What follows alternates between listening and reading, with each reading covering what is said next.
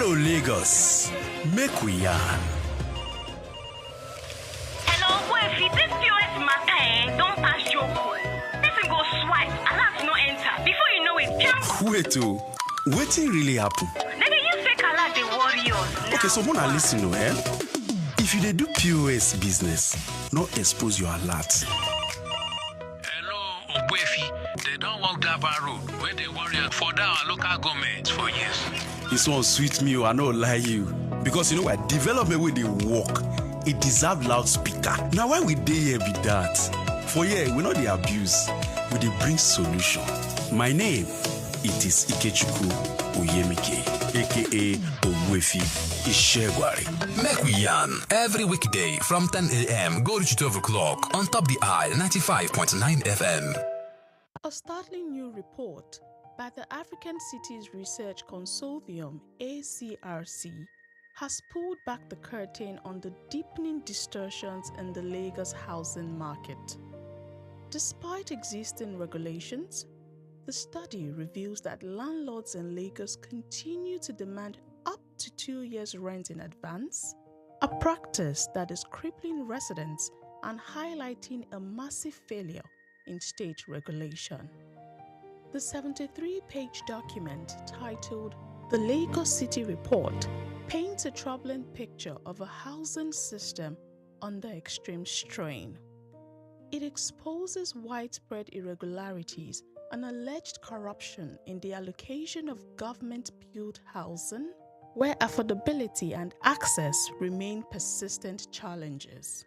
According to the report, cooperative societies, particularly those providing financing for land acquisition and development, could play a critical role in addressing the city's housing deficit. However, much of the current housing stock is of poor quality and weakly complies with building standards.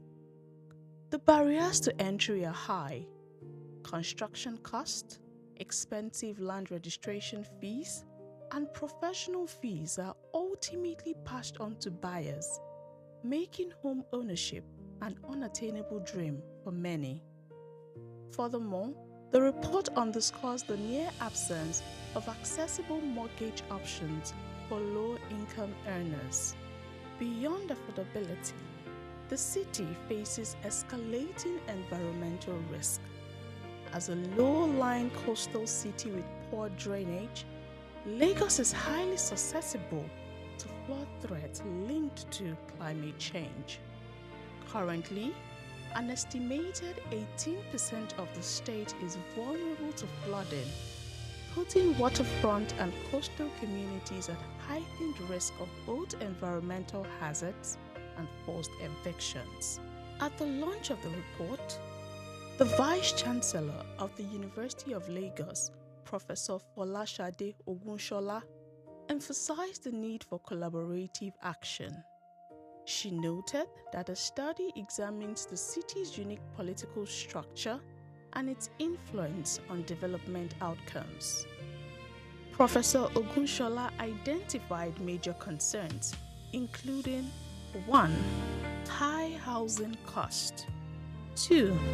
Inadequate flood protection, 3.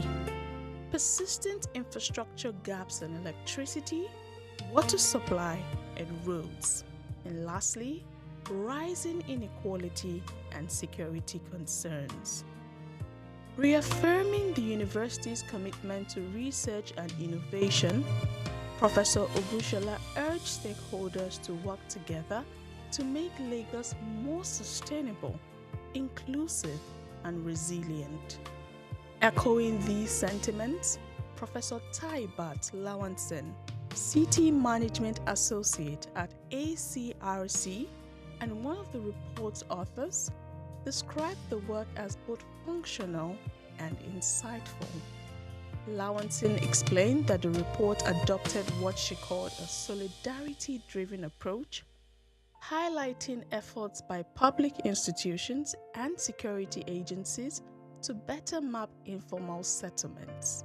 With increasing migration into Lagos, she noted that attention must now expand beyond the urban core to include rural areas and other underserved communities.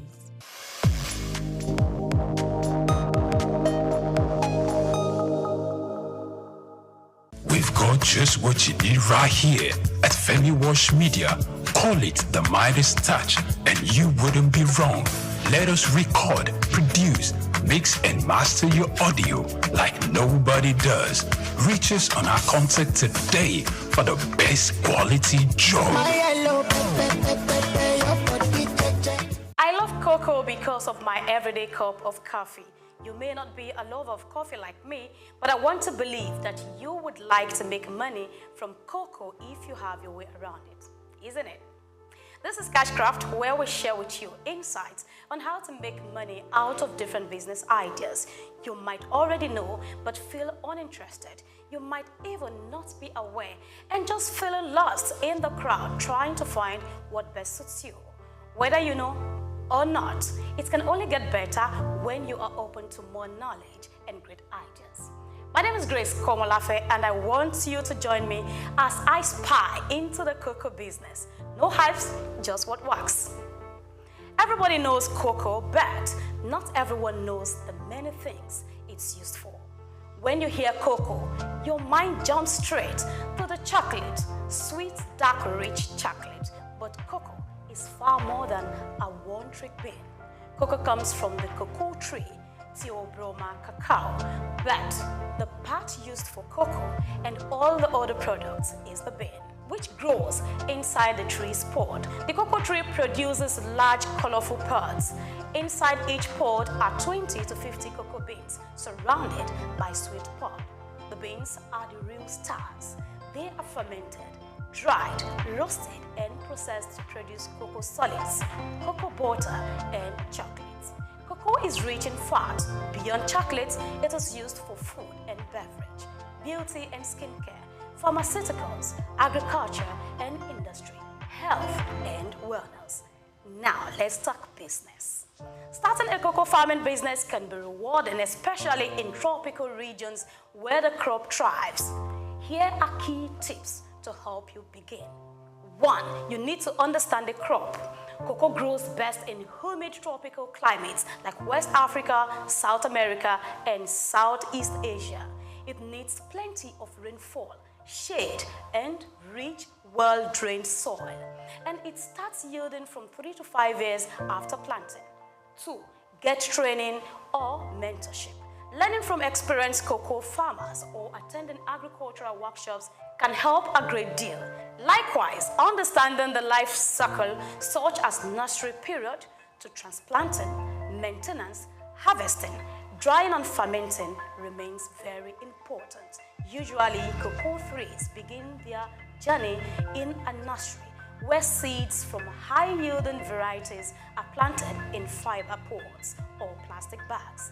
These seedlings grow quickly, and in just a few months, they are ready to be transplanted to the main farm. 3. Choose the right variety. Select high-yield and disease-resistant cocoa varieties like CRI series from Ghana or Amazonia and Trinitario hybrids. Number 4. Secure land. Choose land in a cocoa-friendly zone. Test the soil to ensure it's fertile and free from waterlogging. 5. Set up a nursery. Germinate seeds in polybags or trays for 3 to 4 months before transplanting. Alternatively, buy seedlings from a certified nursery. 6. Land preparation and planting. Clear the land and provide shade. Cocoa doesn't like direct sunlight. Space your cocoa trees 3 times 3 meters apart. Include shade trees like banana or plantain in the early years. We move to 7. Now, regular maintenance. Weeding, pruning, mulching, and pest disease control are crucial. So, apply manure or fertilizer as needed. Number 8 tips you need to know is harvest and post-harvest handling. Cocoa pods are ready when they turn yellow or orange. Harvest with care. Don't damage the tree. Ferment beans 5 to 7 days and dry them thoroughly for quality. And now it's time to make the cash. The number 9 tips is to market and sell. Connect with local cocoa buyers, processors, or cooperatives. Remember that quality beans fetch better prices. Hence, focus on good fermentation and drying. Lastly, I bring you the number 10 tip. Think long term. Cocoa is a long-term investment, so be ready for it. No complaints or over-agitation. Consider forming or joining a farmer cooperative for support and better access to resources. May I add that to begin a cocoa farming business, it is important to establish a comprehensive business plan. This plan should encompass key aspects such as a business description, product offerings, organizational structure, marketing strategies, competitive analysis, operational procedures, and financial details. These elements are crucial for laying a solid foundation to successfully launch and grow your cocoa farming venture. Kindly do a very detailed research to support the tips I just shared with you. So when you get in, you can come out with encouraging profits. Note, this is not a professional guide. It is just a heads up, a way to call your attention or pull you out of the lost crowd so you can begin to think differently and think business. Until I see you again, I am Grace Komalafe signing out on Cashcraft. My name is Yinka Babalola. My name is Ijoma Pelokoro. My name is Joshua Hassan. I am Rotarian or Mosunde Lawson. It's Ife Rita Ejeze. My friends call me Ife. My name is Rotarian Lola Dare. I'm inviting you to keep watching SOUQ News. It's the right station to tune to. I like SOUQ News. SOUQ News is good. I want to charge you all to listen to SOUQ News, watch the news. You can have unlimited news, first time. Find SOUQ News. Be with SOUQ News. Never switch off. You are better for it. SOUQ News is the real thing. Listen to their coverage and you'll be glad you did. Turn to your YouTube, turn to your Instagram, turn to all your digital channels and look for SOUQ News. Keep watching. Keep watching. Please, guys, keep watching SOUQ News.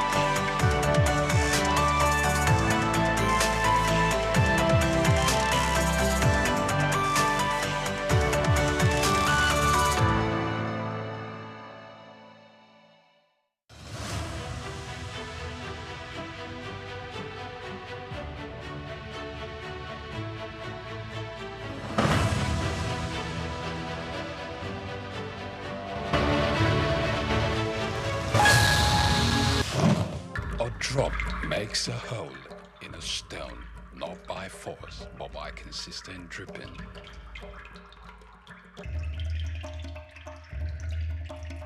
Nothing describes this woman more apt than her indomitable and consistent drive for excellence.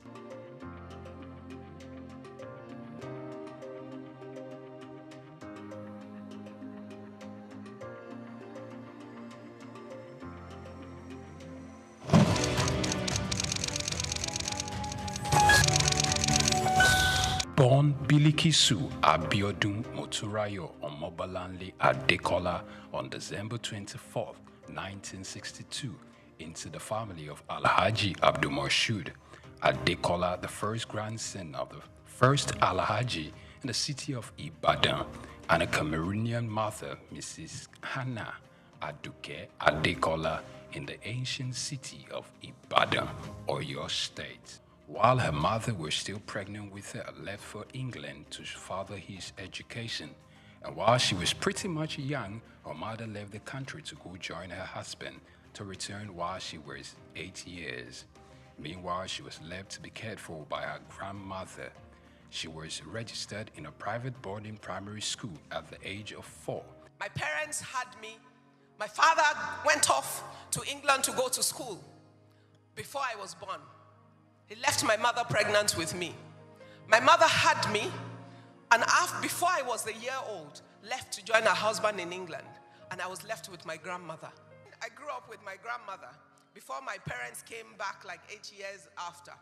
Spent my first, from about age 4 or 5, I was sent into a boarding nursery school.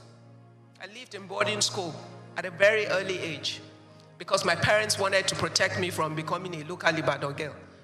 And she usually attributes these to her early independence and wisdom. Omo Agbanimi, some of her friends sometimes poke fun at her wisdom, which is way beyond her age. I was raised by my grandmother, so I'm a bit of an old woman in my brain, in how I think, as my friends say. Her foray into business started at a very young age at her grandmother's shop where she sells salt. Little did she know that this was going to stand her in good stead in life.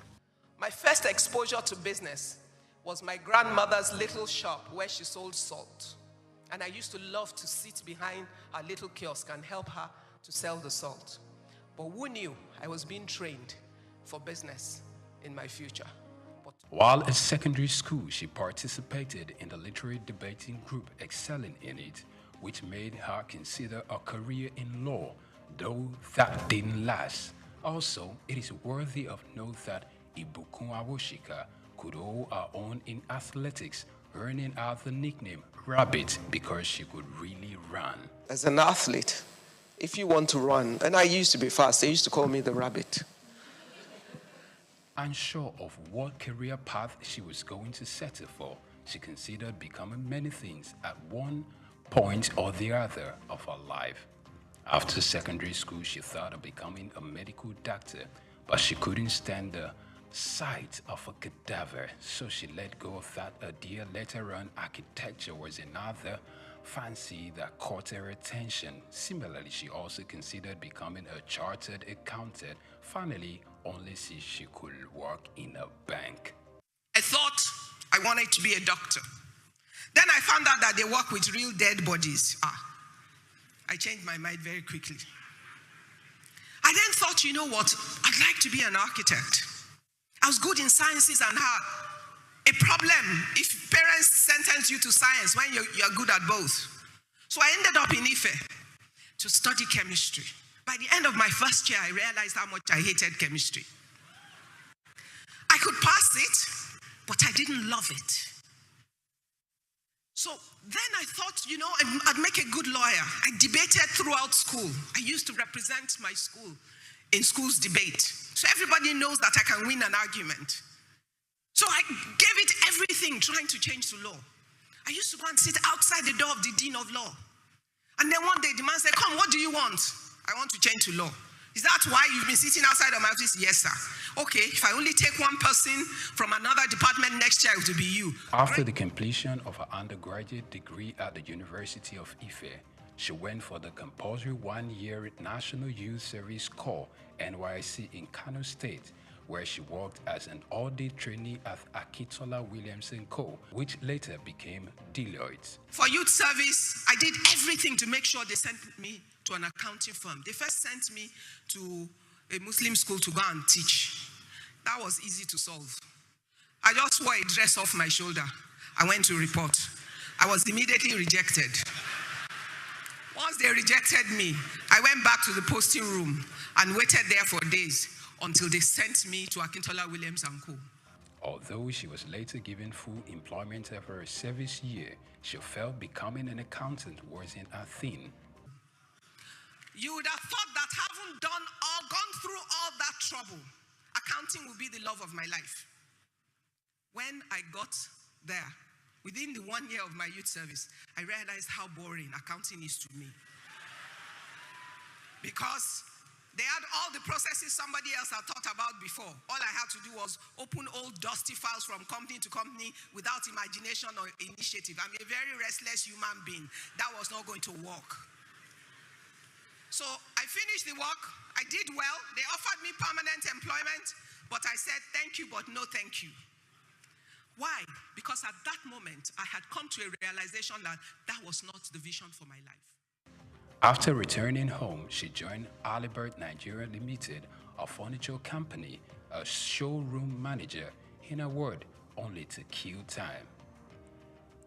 She only stayed for 3.5 months. She left to begin a furniture manufacturing company called Quibis Limited in 1989, just months before her 26th birthday. The company later grew into SOUQ Chair Center Limited, following a venture merger with SOUQ SA and Guarantee Trust Bank in 2004. But the first job I could find 1 week after was in a furniture company. So I went there to kill time. My kill time project has resulted in 30 years of investment of my life in building a manufacturing group in furniture. So it was never the plan of my life. So some of you will accidentally find your purpose. One could only wonder what had led her not only to compete, but to thrive in a male-dominated terrain. With over 30 years in business, Ibukun Awoshika is a woman to reckon with, encouraging more women to participate in the business terrain. Her passion to see the girl child, not just to be educated, but much more, to learn to own our own value and trade with it when there is need for it. Her lifelong ambition is to see herself die empty. My biggest ambition in life is to die empty. Totally empty. That no talents, no giftings, no opportunities, nothing that I was born to do, that I have the capacity to do, that I do not do. Following her remarkable achievements, she's been conferred with different doctorates, including one in business, entrepreneurship and human capacity development from the Lagos State University, Ojo. Similarly, she was given a honorary doctorate of business administration from the Obafemi Awolowo University and another from the Olabisi Onabanjo University, Agoiwoye, Ogun State. Apart from our entrepreneurial prowess, Ibukun Awoshika is an ordained minister of the gospel, a presenter, writer, and a TV host. The Bible tells us that let every man be what? A liar. And let who alone be true? Let God alone be true. She hosts a television program called Business His Way. Also, she acted in the 2020 Kunle Afolanyo movie titled Citation, which in addition to the books she had written, including Business His Way, The Girl Entrepreneur, The Girls in the Boardroom, and My Thoughts in Codes. In 2004, she earned a certification in Business Administration and Management from the IESE Business School. She's also the chairperson of the Novel Nigeria Office for Philanthropy and Impact Investment. She has consistently encouraged women to take up more leadership positions without compromising their values and integrity. In 2005, she was appointed the MD CEO of SOUQ SA of France, GTB PLC, the Chair Center Limited, and some local investors after the ban of the importation of furniture by the federal government of Nigeria in 2004. Furthermore, it is noteworthy to note that she independently established another ultra-modern furniture facility, Furniture Manufacturers Mart in Ikeja, Lagos. In 2008, she was among 5 Nigerian entrepreneurs who appeared in the first African version of the Dragon's Den. Unlike a great deal of others who knew exactly what they wanted to do from the beginning, she admitted to accidentally finding purpose. Ibukun Awoshika is a member of the Nigerian Economic Summit Group, a member of the board of Nigerian Sovereign Wealth Fund, a former chairperson of the Board of Trustees of Women in Management, Business and Public Service, and a member of the IESC's International Advisory Board. Furthermore, she sits on the board of Digital Jewelry Limited and Cabri Nigeria PLC. Additionally, she's a fellow of the African Leadership Initiative and Aspen Global Leadership Network. History was made on the 7th day of September 2015. Following the resignation of Prince Ajibola Afonja, she became the first female chair of the First Bank of Nigeria in its 126 years of existence. Ibukun Awoshika's Octo-Nigerian father, Abdul Moshood Adekola, who was a great influence in her life, passed on the 20th April 2020 after serving the Lord as an usher at the Fountain of Life Church in Ilupeju. He was a Muslim convert. He was converted few days before his 60th birthday. She got married on her 28th birthday to Abiodun Awoshika, who is the Chief Executive Officer of Excel Exploration and Production Company Limited, and they are blessed with 3 fine young men, Oludola, Olufishika, and Olamiposi. To celebrate a life of impact at 60, friends and mentees surprised Awoshika by building the Ibukun Awoshika Sports Center at our beloved secondary school, Methodist Girls High School, Yaba, Lagos. This project took about 6 months to complete and had some of our mentees like Tara Durutoye, Ndidi Okuano, Chichi Nwoko, and Bisola Runsewe. They marshaled it alongside a team of other successful people. She stands like Joshua upon the pinnacle of the Horeb, looking to command an army of a new generation of women entrepreneurs that wouldn't stop at anything to achieving their God-given dreams. For her, she believes that regardless of how illustrious her career is and how successful she could ever get in life, her family and husband remain the most important gift in her life. Ibukun Awoshika.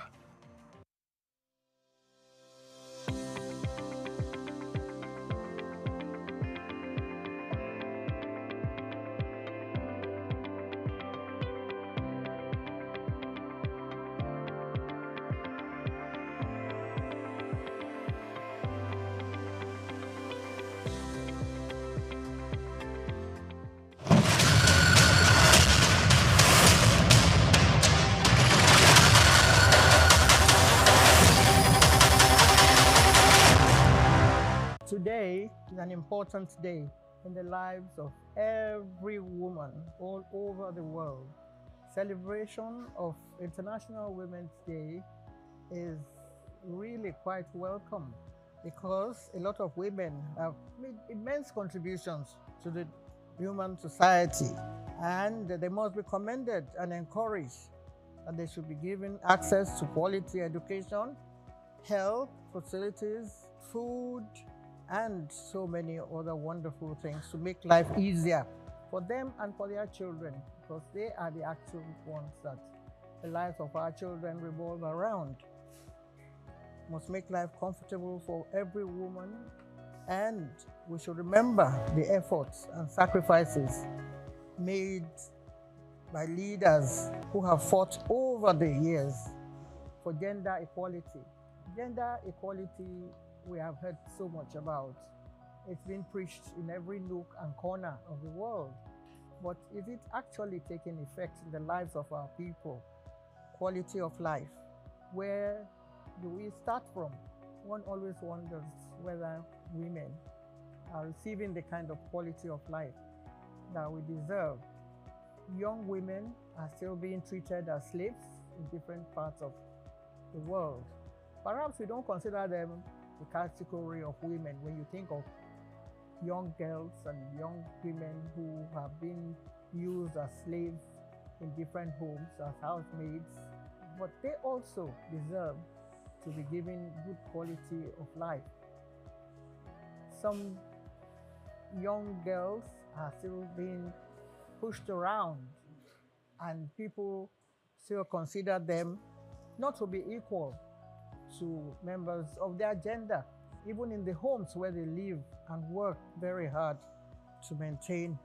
So we pray that as women celebrate today, as we all come together to celebrate Women's Day, we should be aware that we also have to make our own contributions. Women also have to play their own role in improving the quality of life of people that are being put in our care, so that life will be made easier for everyone. You expect other young children to take care of your own children, and yet you don't really believe that they deserve good quality of life. So it is with this that we all want to speak to ourselves directly, whether we are actually playing our own role. Even as women, do we really believe in gender equality? If so, how do we put it into practice? What have we done to help our fellow human beings to achieve their goals in life? Some people still believe that young girls should be at the rung of the ladder. So we must remember that those who have made their marks in the different fields in the past are those that were given the opportunity. So please let us find within ourselves, deep in our hearts, the roles that we ourselves have played. If we have reached the top of the ladder, do we kick that ladder off so that others don't climb and get to the same level with us?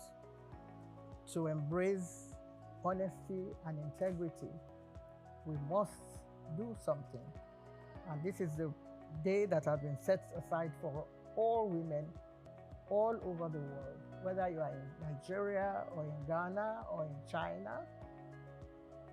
We should really continue to play our own role. Many singers have made songs about women being top of the ladder or in different areas as teachers and doctors. But it's very difficult for a woman to compose a song about a woman getting there. It's only men. If we go back into the records, you will discover that it's only men. And I can mention one or two of the names without promoting the music of the bands or whoever it is that have done their own little bits. It's men that sing the praises of women. Women hardly sing the praises of one another. There's hardly anywhere, except at Christmas, of course, when it's a universal and a religious thing that everyone should sing the praise of the child that is born at that time by a woman. So that is the best time that you hear a woman sing about, the progress that should be made by women, the encouragement that they should be given. So let us play our own role in our own little corner and make sure that life gets better and better. Year in, year out. We shall come back again to celebrate this time again next year. Happy International Women's Day.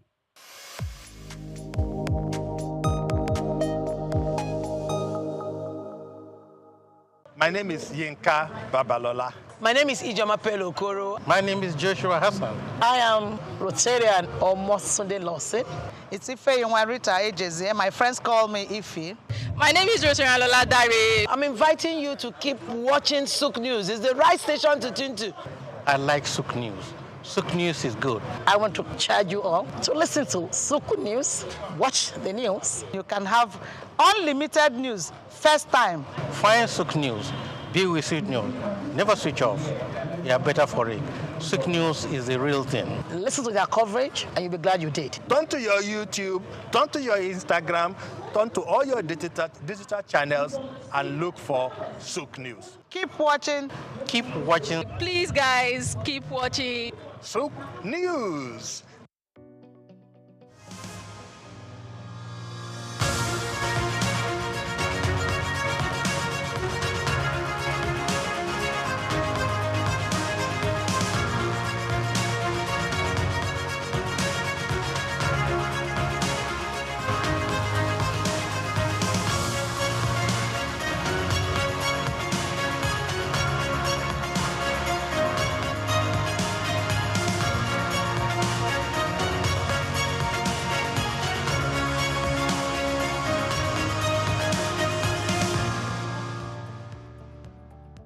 Hello and welcome to the maiden edition of Queen's Court, where we discuss the role of women in leadership and nation building. I'm Juliet Biniti, Reverend Juliet. In recent times, more women have stepped into leadership roles, demonstrating empowering role of education, technology, and access to information. These women leaders have not only achieved remarkable success in their fields, but also played pivotal role in promoting gender equality and education reforms. Today, we will be looking at the role of women in leadership and the unseen barriers. But before we set the ball rolling, let's go on a quick break and we'll be right back to introduce our guests.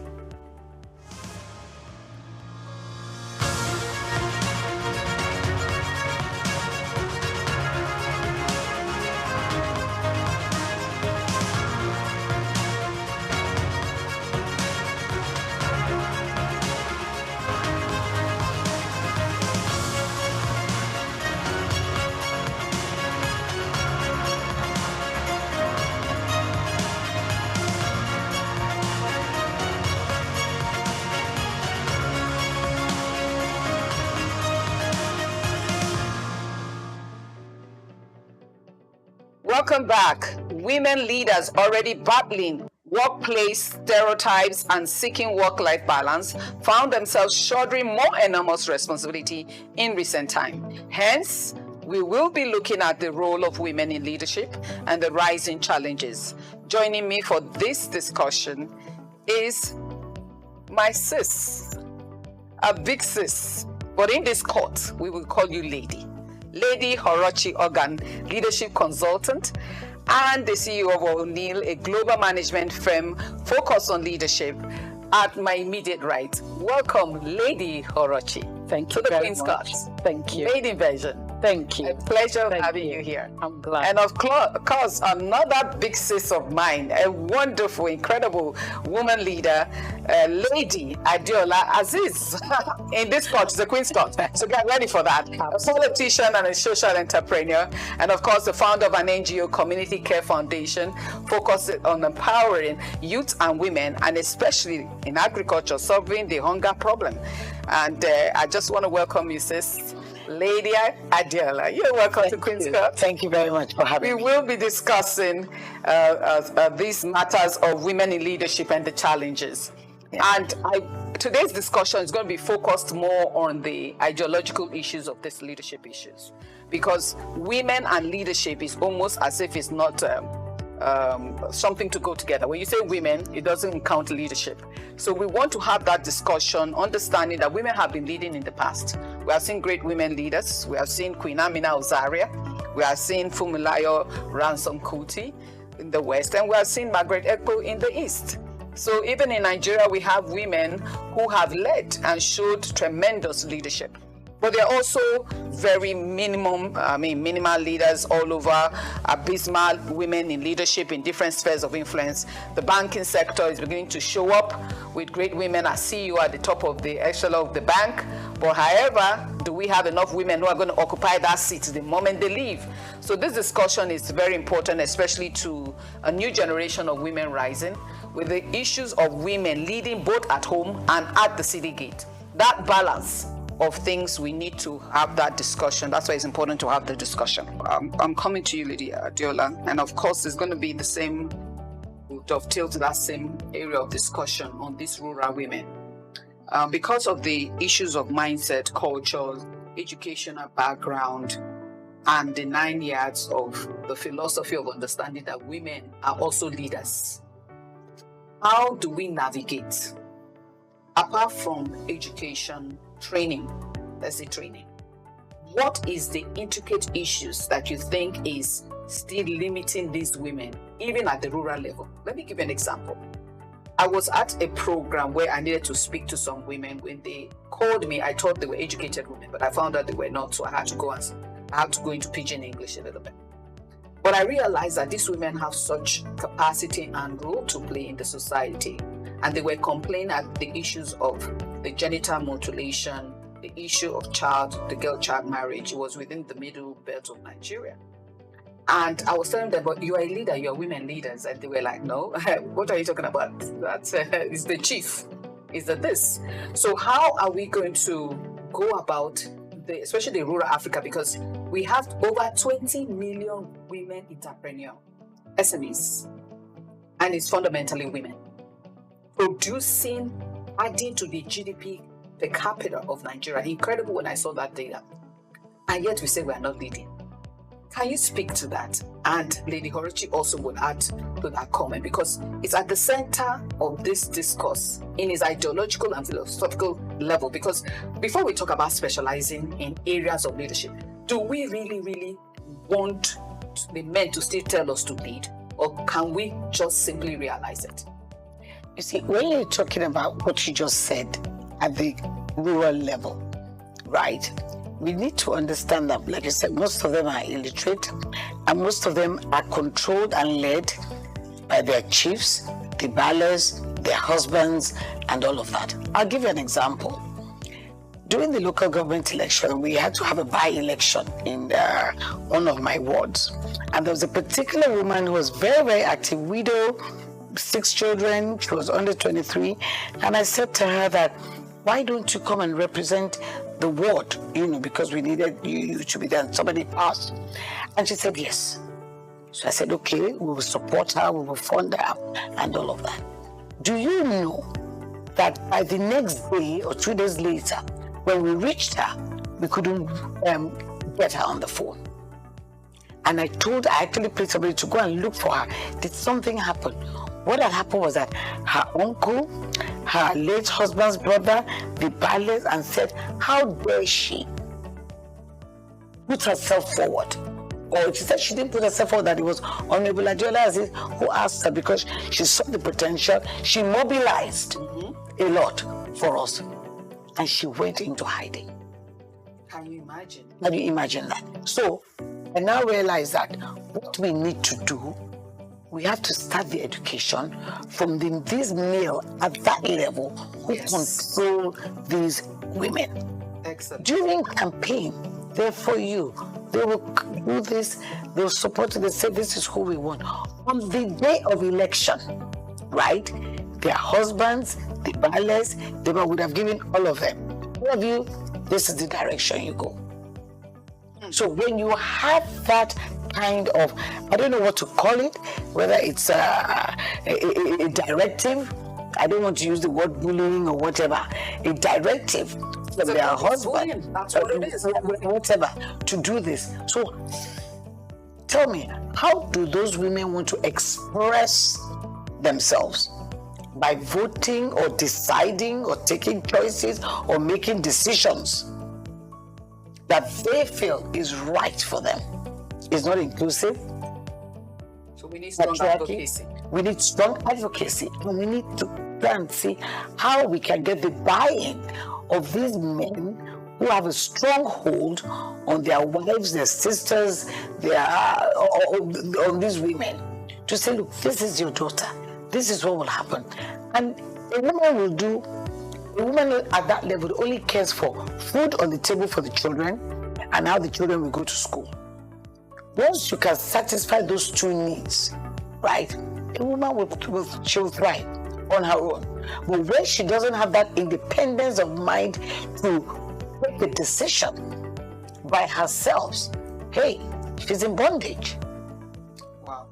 She's in bondage, and that is at that local level. I saw it live and direct.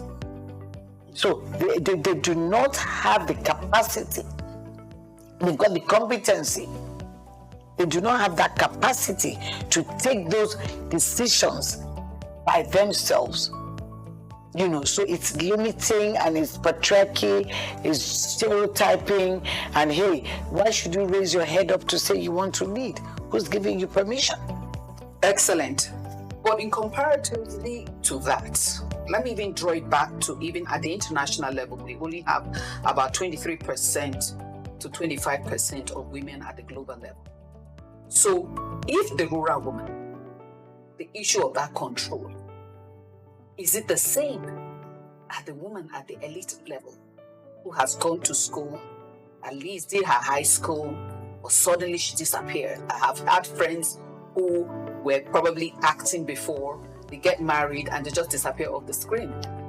What is it? Is it just the limiting factor from the men, or the psychology of the women themselves, knowing that now that I'm married, maybe I'm not called to lead? Very interesting question. Very interesting question, because even before you asked it, I wanted to use a corporate example equivalent to the rural one that Excellent. I attended an HR meet and greet meeting. It was a people-centered thing, and the head of HR of a multinational bank came to talk to us about barriers and women in the corporate world.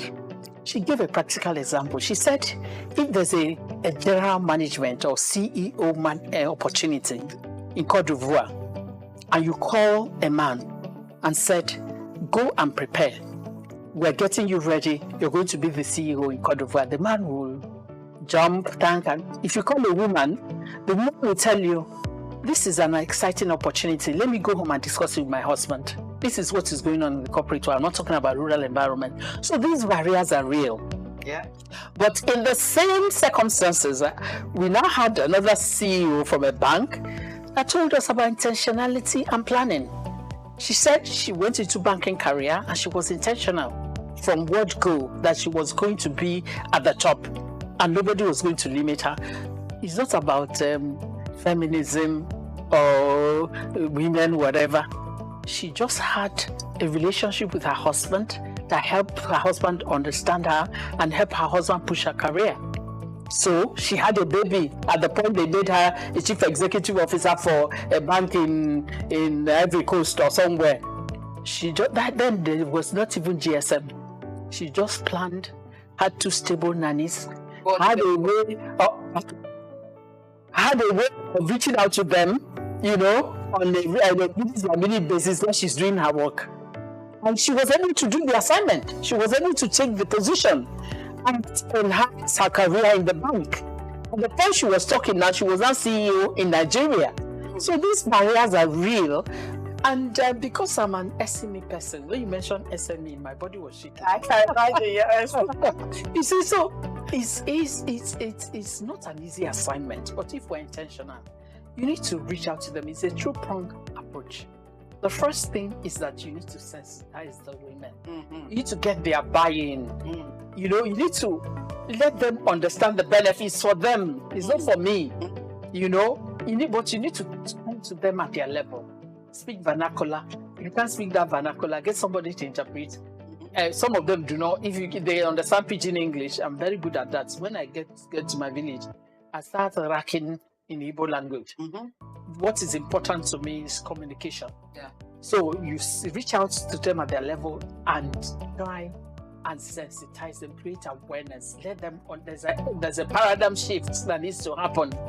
Let them begin. You break down the growth mindset in a simple way that will help them understand. That's the first step.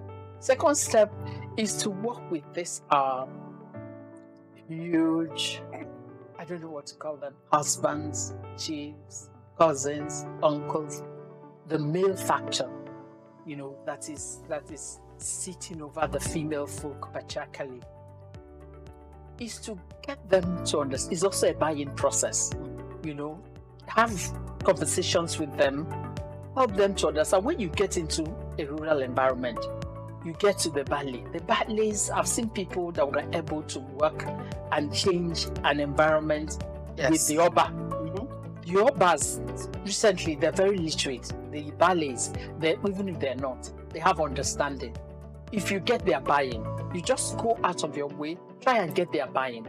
Once you get their buy-in, it's easier to get the buy-in of all the other male figures in that environment. It is possible. I had listened to a senator that wanted to change something fundamentally from a history of influence, and it was genital mutilation.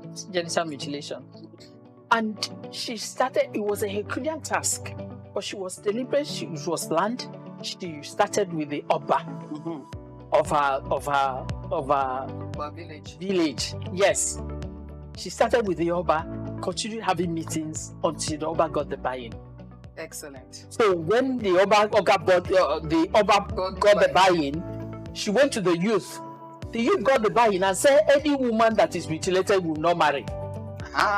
Do you understand? So I'm giving this practical example to say that it's possible. Societies have changed. Yes, it's possible. If you go systematically, you will have a buy-in, and there'll be a mindset change. There'll be a paradigm shift, and then you begin to make progress. By the time you're handling simultaneously the women, and the male figures that are barriers, the barriers are real. No, that's real. why we need to They're real. be very deliberate about it. I want to add to that contribution, especially for the current generation of women that we have. One of the things that I have also found out is that if you know you have the desire to lead, for goodness sake, when you are dating your spouse or your husband to be, please discuss it. Because some men will not entertain it. So you will not get in and say, when I marry, I will change his mind. No, it's too late. Because if it doesn't happen at that stage, you don't express your desire to him, and he doesn't support it at the beginning, it's not going to work. That's the story. I can simplify. Yes. I can get up today, I'm going tomorrow. Right. So getting the buy-in at an early stage, once you know leadership is in your mind, is extremely important. So that you know where you're going to. Because if they don't support you, no, it's a problem. It's a challenge. And at the same time, married. Yes. At the same time, as a single politician again, if you go out there and you don't see your husband beside you once or twice, it's like, what is she? Is she here? You know the negativity that goes with it. I remember when I was contesting, I had to tell my husband at the early stages of my campaign, please be beside me. And they all definitely they enjoy it. Excellent. So it's important that they get the buy-in of the husband before the violence and the others and all of that. Can I add something? Before you add, just for us to begin to conclude something, because this is a proof of what you have said. Because the data shows that there was a organization that financially outperformed industry competitors have more women in leadership. That the more women are in leadership, the organization's competitiveness increases and improves. And I always tell men also, if your wife is a leader, is an improvement to your social capital, is an improvement to your financial capital. As we wind down this discussion that is a continuum, it continues because it's a very broad discussion. And we now see the reason why the discussion should happen, because the women quotient in the leadership role beside whether it's the husband or other men, is quite low. We still have them in all spheres of influence. We're having that challenge. So you can make your conclusive point of what will it take for us to increase the quotient as we wrap this up.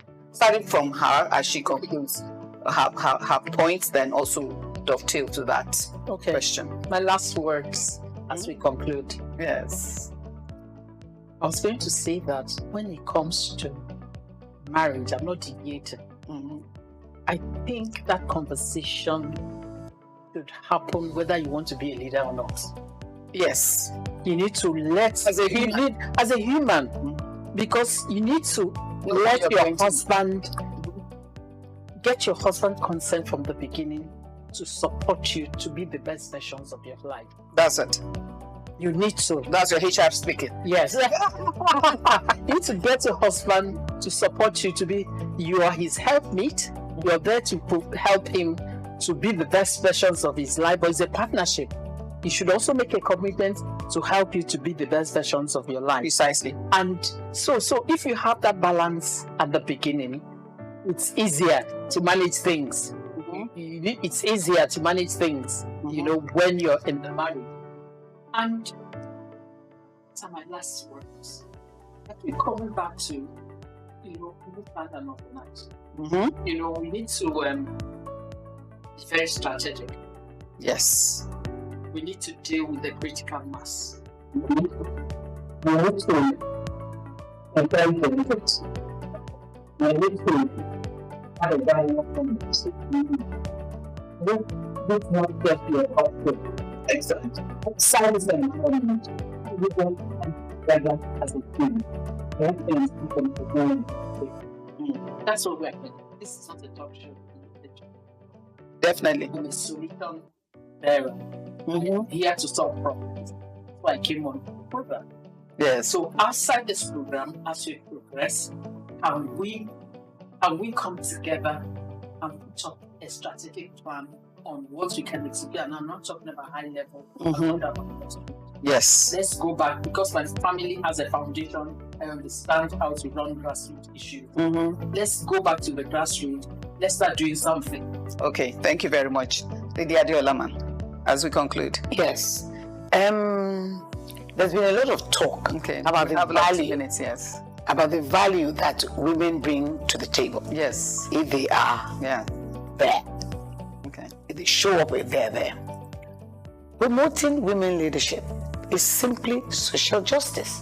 Excellent. It is inclusivity. Excellent. It is diverse critical thinking. It brings prosperity to the table. Yes. To the nation, to the community, to the society. So why do you want to leave 50% of the gender that makes up the workforce, that makes up the SMEs, that makes up who we are in Nigeria? Why do you want to cut them out of the equation? Excellent. It's like having an aeroplane flying with one wing. It will never fly. So it will never fly. So the earlier we start to realize that women leadership is a must, it's a task that we must face, embrace, be intentional, and ensure that anything that comes in our way, for those of us who are there, we advocate, lead. What's the other word again? When you lobby, the men, that please, this is for your wives, your daughters, your sisters. Social justice is key. Thank you very much. Equity and equality is paramount. Thank you very much. We must all remember that leadership is not masculine, it's human. And women's rights are indeed human rights. And every woman is called to lead, right from the home gate to the city gate. And once again, I want to appreciate Lady Orochi again and Lady Adeola Aziz to Queen's Court, the maiden version. Thank you. 2024. Thank you for being with us. And thank you for listening. God bless you and bye for now.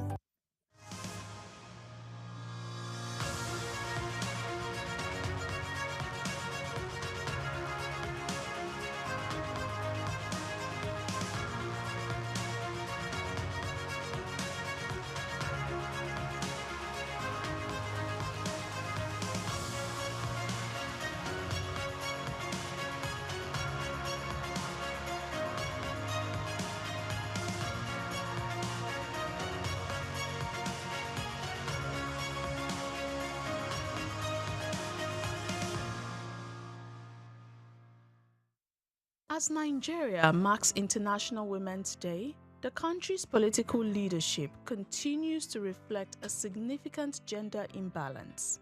Despite constituting nearly half of the population and more than half of registered voters, women hold only a marginal share of elective offices, accounting for just about 4.7% of political leadership positions nationwide. The disparity is especially glaring in the federal legislature. Women hold only about 4.5% of seats in the National Assembly. That is, just 21 out of 469 lawmakers, placing Nigeria among the lowest-ranked countries globally for female parliamentary representation. At the state executive level, the picture is only slightly better.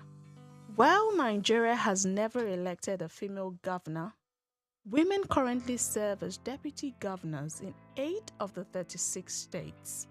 These women represent about 22% of deputy governorship positions in the country, bringing diverse expertise from engineering to academia into state governance.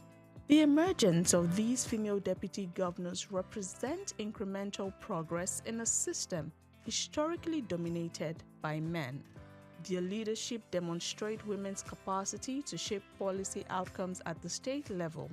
However, their small numbers also underscore the structural barriers, from cultural norms and party dynamics to financial constraints, that continue to limit participation. As Nigeria celebrates International Women's Day, the stories of these deputy governors serve as both symbols of progress and reminders of the work still needed to achieve true gender parity. In our next episode, we shall take a look at women's representation in the Senate, which remains critically low and stands as one of the starkest symbols of political underrepresentation.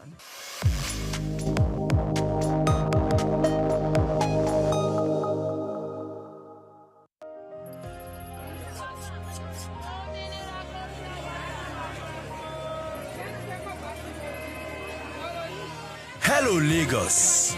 Make we yarn. Hello, boy, this POS matter don't pass your call. Person go swipe, alert no enter. Before you know it, jump. Wait, wetin really happen? Maybe you fake alert the warriors. Okay, so Mona, listen, if you dey do POS business, no expose your alert. Hello, Ogbefi. They don't walk that bar road where they warrior for our local government for years. This one sweet me, I no lie you. Because you know what, development with the work, it deserve loudspeaker. Now why we dey here be that? For here, we know the abuse, we dey bring solution.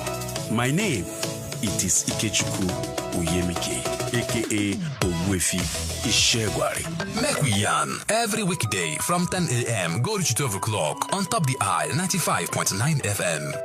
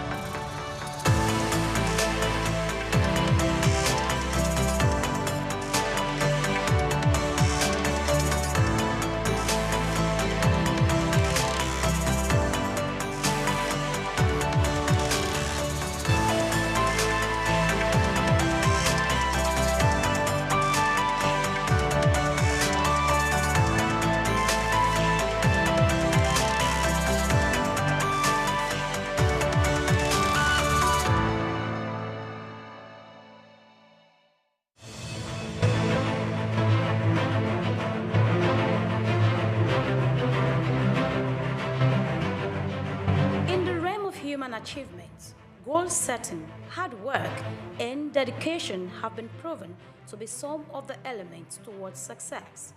The journey of remarkable individuals with lasting impact on the world are often filled with manifold stories, but through determination, they build their lives and make extraordinary contributions. Join me on the story of a trailblazer in business and philanthropy, Aiboje Ag Mokwede, a lawyer turned banker who has done well for himself, made an indelible mark within the banking sector, and has continued in his ambition of touching lives within Nigeria and across Africa. Aiboje Ag Mokwede.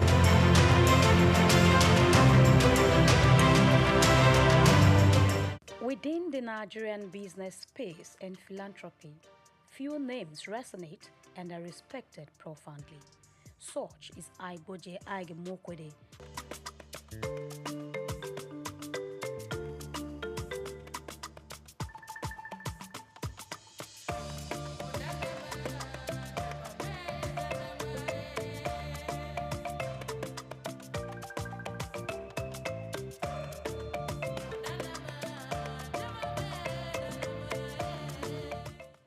you're just watching, kindly subscribe to our YouTube channel for more great documentaries. Like, share, and comment. Known as a successful business mogul, banker, investor, and a philanthropist who cares about making difference, Ige Mokwede's story is one of hard work, creating Africa. Born to civil service parents on September 24, 1966 in Ibadan, Oyo State, Nigeria, he hails from Sabongida Ora, Edo State. Iboje spent his formative years with his parents in Lagos, where he had his primary education at St. Saviour's School. He enrolled into Federal Government College, Kaduna, and at age 16, he was admitted to study law at the University of Benin, where he graduated at a young age of 19 with a law degree, displaying early signs of his exceptional intellect and drive.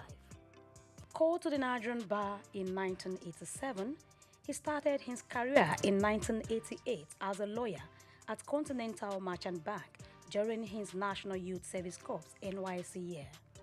In 1991, he joined Guarantee Trust Bank PLC, GT Bank, where he rose to prominence as an executive director. His big moment came in 2002 when he led the acquisition of Access Bank, turning it from a small regional bank into a big player, a banking powerhouse in the industry.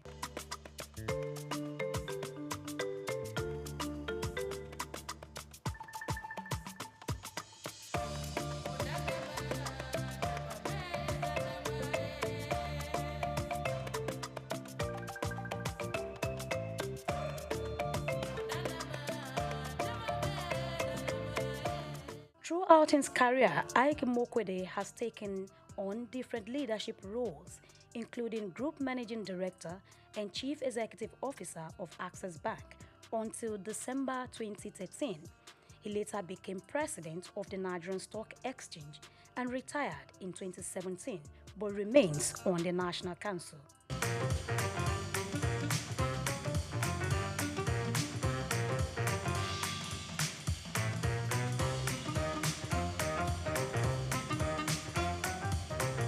Bowing out of Access Bank, he was given a befitting send-off.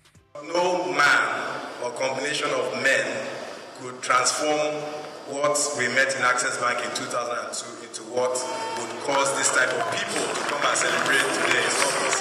His foresight and managerial acumen have brought him chairmanship and directorial roles in prominent organizations such as African Finance Corporation, Associated Discount House Limited, Petrolon Energy, among others, thereby contributing greatly to their growth and sustainability.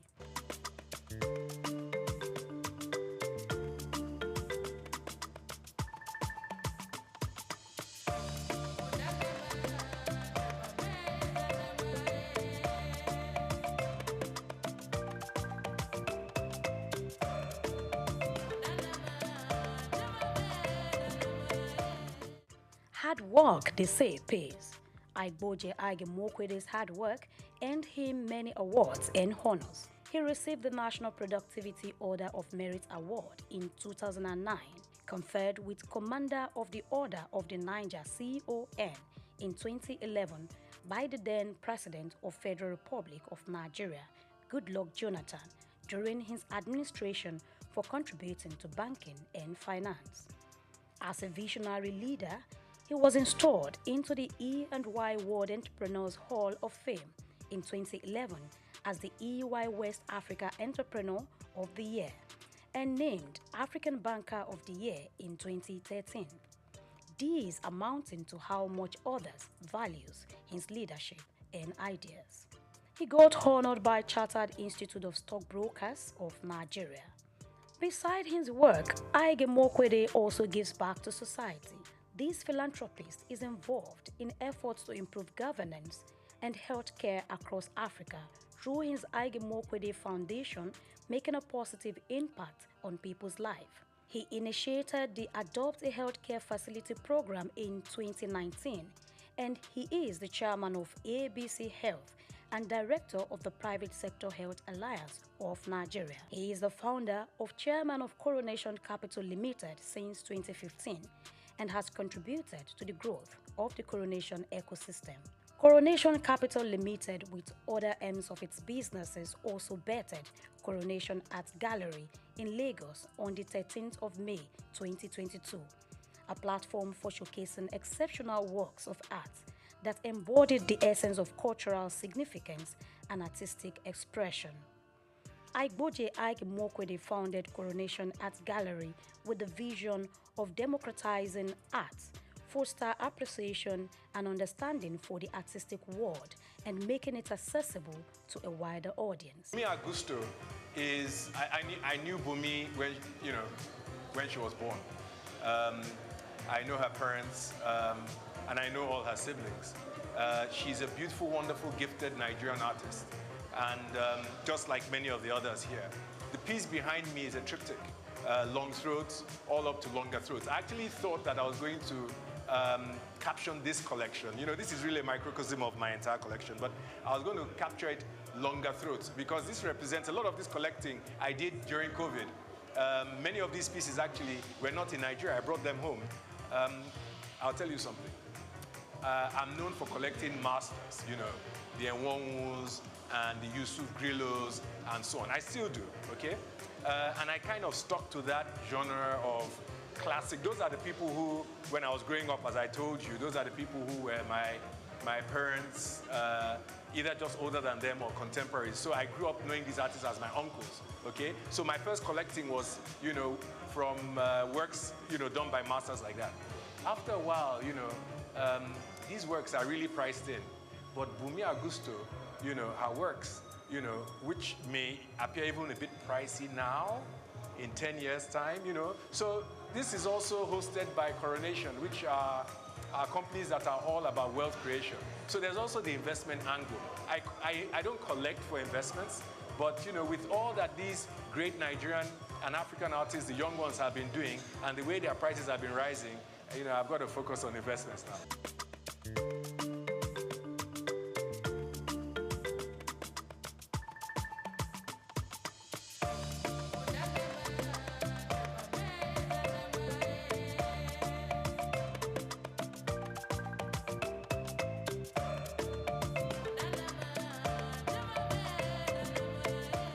He collaborated with the Nigerian Civil Service to digitalize work processes and public service delivery in October 2021.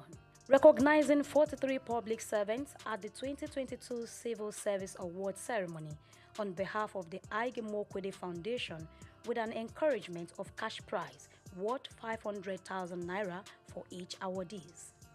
It is my understanding that annually 43 public servants will be recognized in this fashion, and so with effect from the 2022 Civil Service Awards ceremony, on behalf of the Ige Mokwede Foundation, we will be putting an endowment with effect from this award session, whereby each awardee receives a cash prize of 500,000 naira.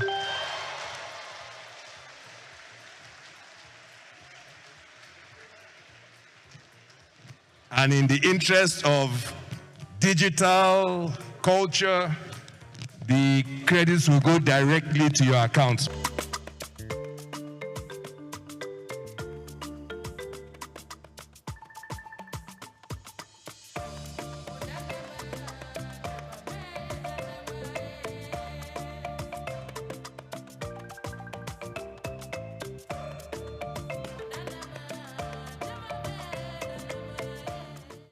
Among his many certifications, affiliations, and fellowships, Ige Mokwede holds Triumph MBA from the London School of Economics, New York University, and HEC Paris.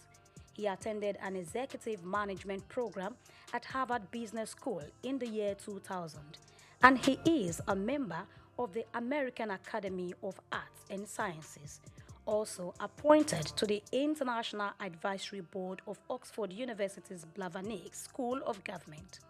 Ige Mokwede is a honorary fellow of the Chartered Institute of Bankers of Nigeria and had received an honorary doctorate of science from Olabisi Onabanjo University in 2018.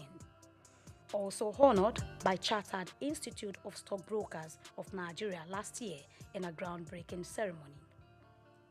If the operators of our markets, of a nation's capital markets, are properly resourced in terms of skill, capacity, and conduct, nothing can stop that nation and its citizens from leaving the tarmac and moving from third world to first world. Nothing can stop it. The correlation between the advancement of financial markets and the advancement of national economies is perfect. It's not almost, it is perfect. And so, you understand why I have tied myself to the future of this market and why I have tried from the very word go that my voice was heard to get the public sector and the elite within the private sector to understand that we cannot ignore this market. Aiboje is the first African co-chairman of the Global Business Coalition on Health and chairman of the Friends of the Global Fund, Africa. The business mogul has made significant donations to the Global Fund. He is the vice chairman of the Global Citizen Nigeria and creator of the Nigerian Solidarity Support Fund. There is always a story, or say many stories, behind every success, and this Ig Imokwede has shared in a book called Leaving the Tarmac, Buying a Bank in Africa, Red Door 2020. In it, he talked about how he and others turned Access Bank into a major success, showing his determination and vision. On a personal note, I think the first thing is that I left Access Bank. I retired as CEO in 2013, and I knew that I needed time off just to recharge my battery, so to speak. I didn't think I would have more than a year and a half before my perpetual motion character, kind of took over once again. And so I wanted to use that period as productively as possible. So I had a year and a half, and what better to do in a year and a half, than write a book.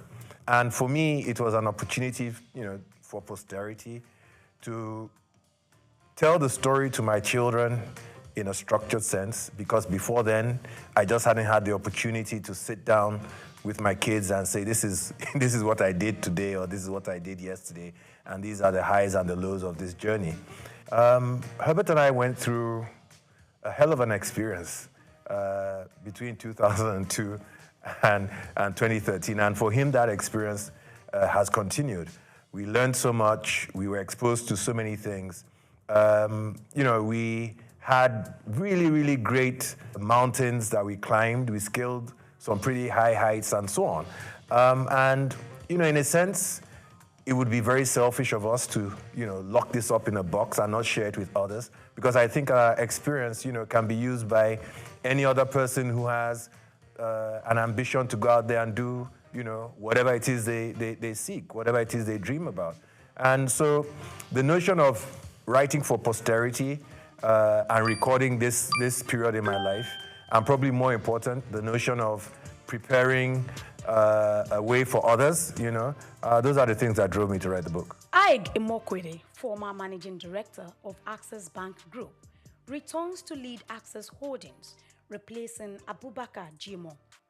His return after a decade aims to realize the shared vision of the late co-founder, Herbert Wigwe.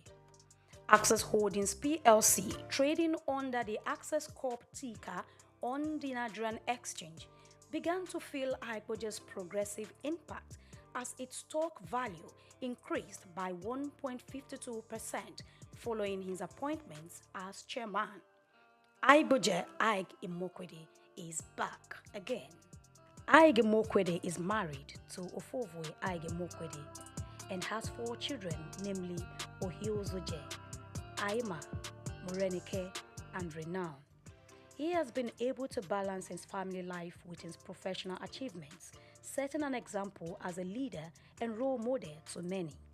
He is an ordained minister of the Promised Land Ministry. In the annals of Nigerian business history, his story stands out, showcasing the power of vision, perseverance, and giving back to the community. From his humble beginnings to global recognition, he inspires others to dream big and make a difference. His legacy remains as he continues to make strides in business and philanthropy.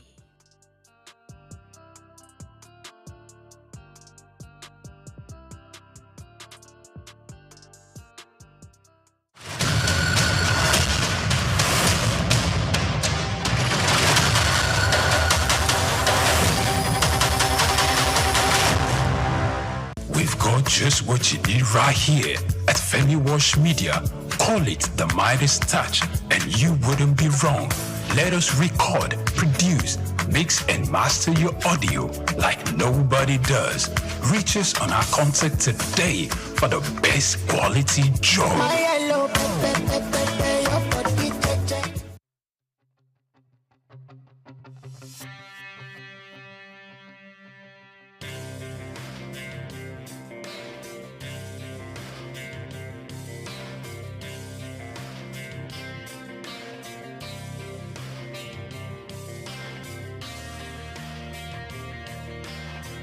When you visit Lagos for the first time and Google fun or recreational places in the city, at the top of that list will be Freedom Park. Located in Lagos Island on Broad Street, Freedom Park over the years has become home to the Nigerian arts and the culture at large. From annual big shows like the Lagos Theatre Festival, celebration at the Lagos Poetry Festival, to local festivals that celebrate literature, music and arts. Freedom Park is one of the most visited recreational sites in Lagos, for both local and tourist people alike. A place to mingle, unwind, or simply just have fun. Freedom Park, however, hasn't always been a place of fun and games. It has a history that dates to 1861, when Lagos was made a British colony. In 1885, Freedom Park was built as a fortified prison from imported bricks. It was referred to as Her Majesty's Broad Street Prison. Some prominent political prisoners were held in the prison, people such as Herbert Macaulay, Michael Imodu, and Obafemi Awolowo. In 1979, Her Majesty's Broad Street Prison was destroyed, reduced to a dumping ground. It was later rebuilt in the 1990s, celebrated in 2010, Nigeria's 50th Independence Day. Freedom Park still holds a bit of its history within its walls. In the museum, where there are pictures and artifacts, some of the old prison facilities have been converted into leisure facilities that people visit and enjoy today.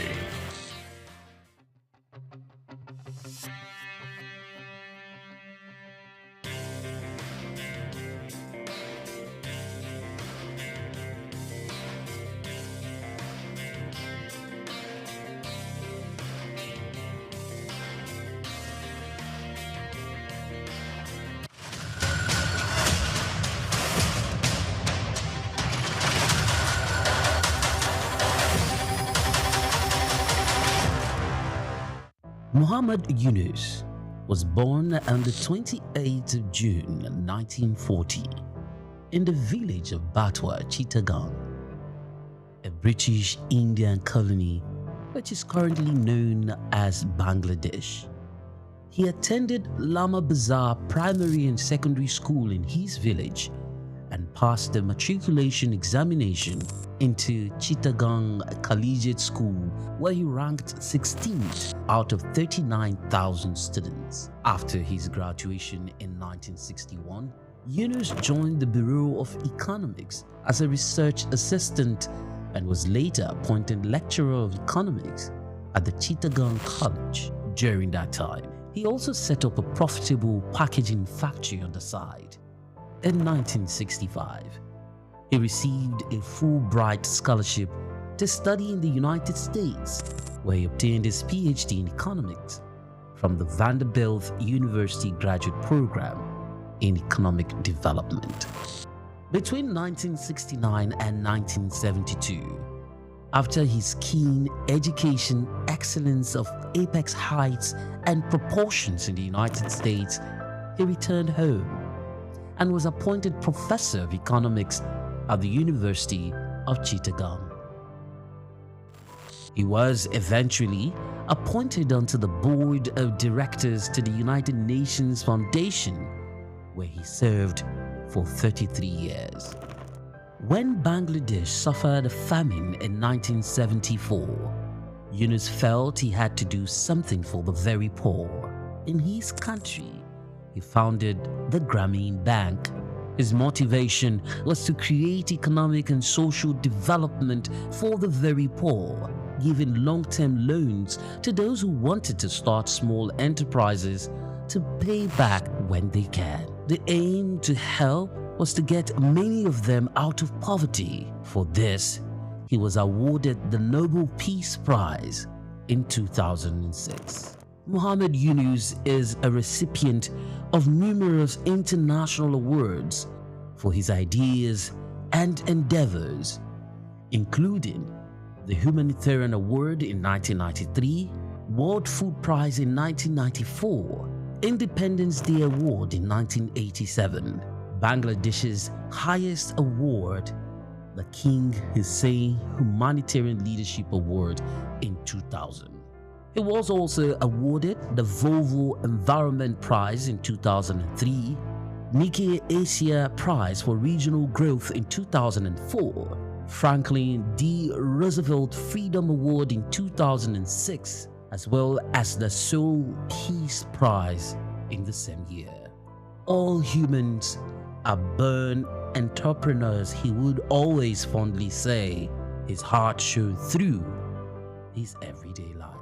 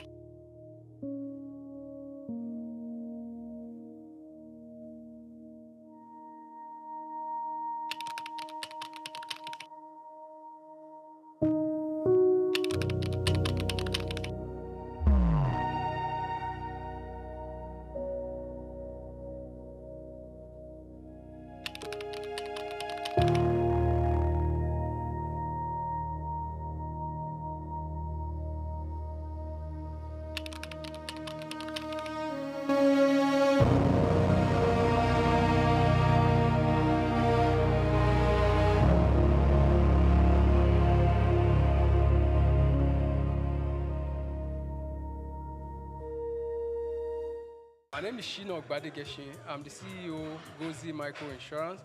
Continue to watch SOUQ News. Adenike Adeyemi, Executive Director of Faith Foundation. Keep watching SOUQ News.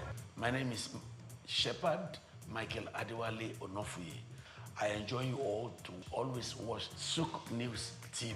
Hey everyone, Majuli Obaje here representing Gigi. Keep watching SOUQ News, okay? Stay updated with SOUQ News. My name is Aton Keme. I am the head of MSME Banking. Please keep watching SOUQ News and stay glued to SOUQ News. I recommend that more and more people should watch SOUQ News because they deal with business news. Hi, my name is Amaka Wokolo. I am the director of the Faith Institute at Faith Foundation. Keep watching SOUQ News.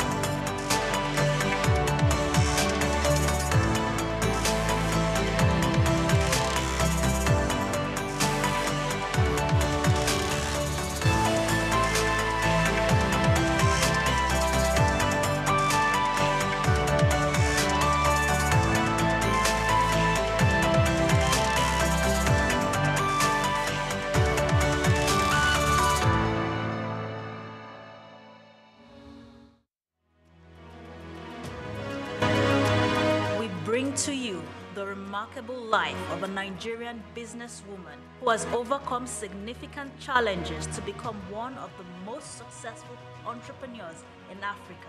Let me tell you about the strength, resilience, and passion for success of a woman who journeyed into the male-dominated world of oil exploration and production. A woman who displayed her love for philanthropic endeavors and her commitment to empowering others, particularly women and young people.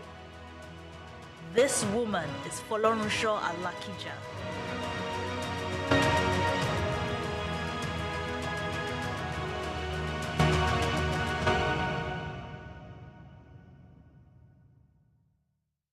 It takes only the brave, courageous, and smart-minded people to become rich and influential personalities in the world. In Africa, when we mention the names of rich and powerful women, you must mention the name Folorunsho Alakija, the richest woman in Africa. Her net worth, according to Forbes, is $1 billion. Now, how did she start? Let's take you down memory lane on the life of Folorunsho Alakija.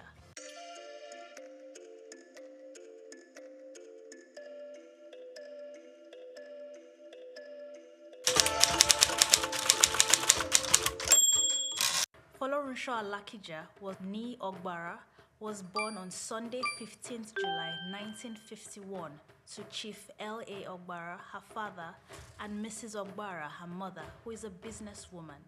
She was born into a polygamous family of 8 wives and 52 children. Her mother was the first wife, and she was the 8th child of her mother. Young Folorunsho grew up at her family house located at Ido Oluwo Street, Ikorodu, Lagos. She had her nursery education at Our Lady of Apostles Nursery School from 1955 to 1958, also in Lagos. At the age of 7, her parents enrolled her at a primary school in Wales called Dino Ben School for Girls in Wales. She was in that boarding school for 4 years before she returned to Nigeria. After her primary education, she attended Muslim High School, Shagamu, Ogun State in 1963.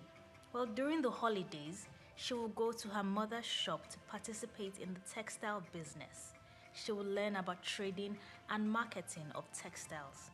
Generally, she learns a lot of tricks about business. After graduation from high school, she enrolled at Pitman Central College, London, to study secretarial studies. In 1974, Folorunsho started her career working as an executive secretary at Sijuade Enterprises. After gaining some experience there, she moved on to First National Bank of Chicago, now First City Monuments Bank, working as the executive secretary to the managing director. Later, she was appointed the new head of the Corporate Affairs Department of the International Merchants Bank of Nigeria, formerly First National Bank of Chicago. She moved on in her career to become office assistant to the Treasury Department. After spending 12 years in the banking sector, Folorunsho traveled to London in 1984 to study fashion designing.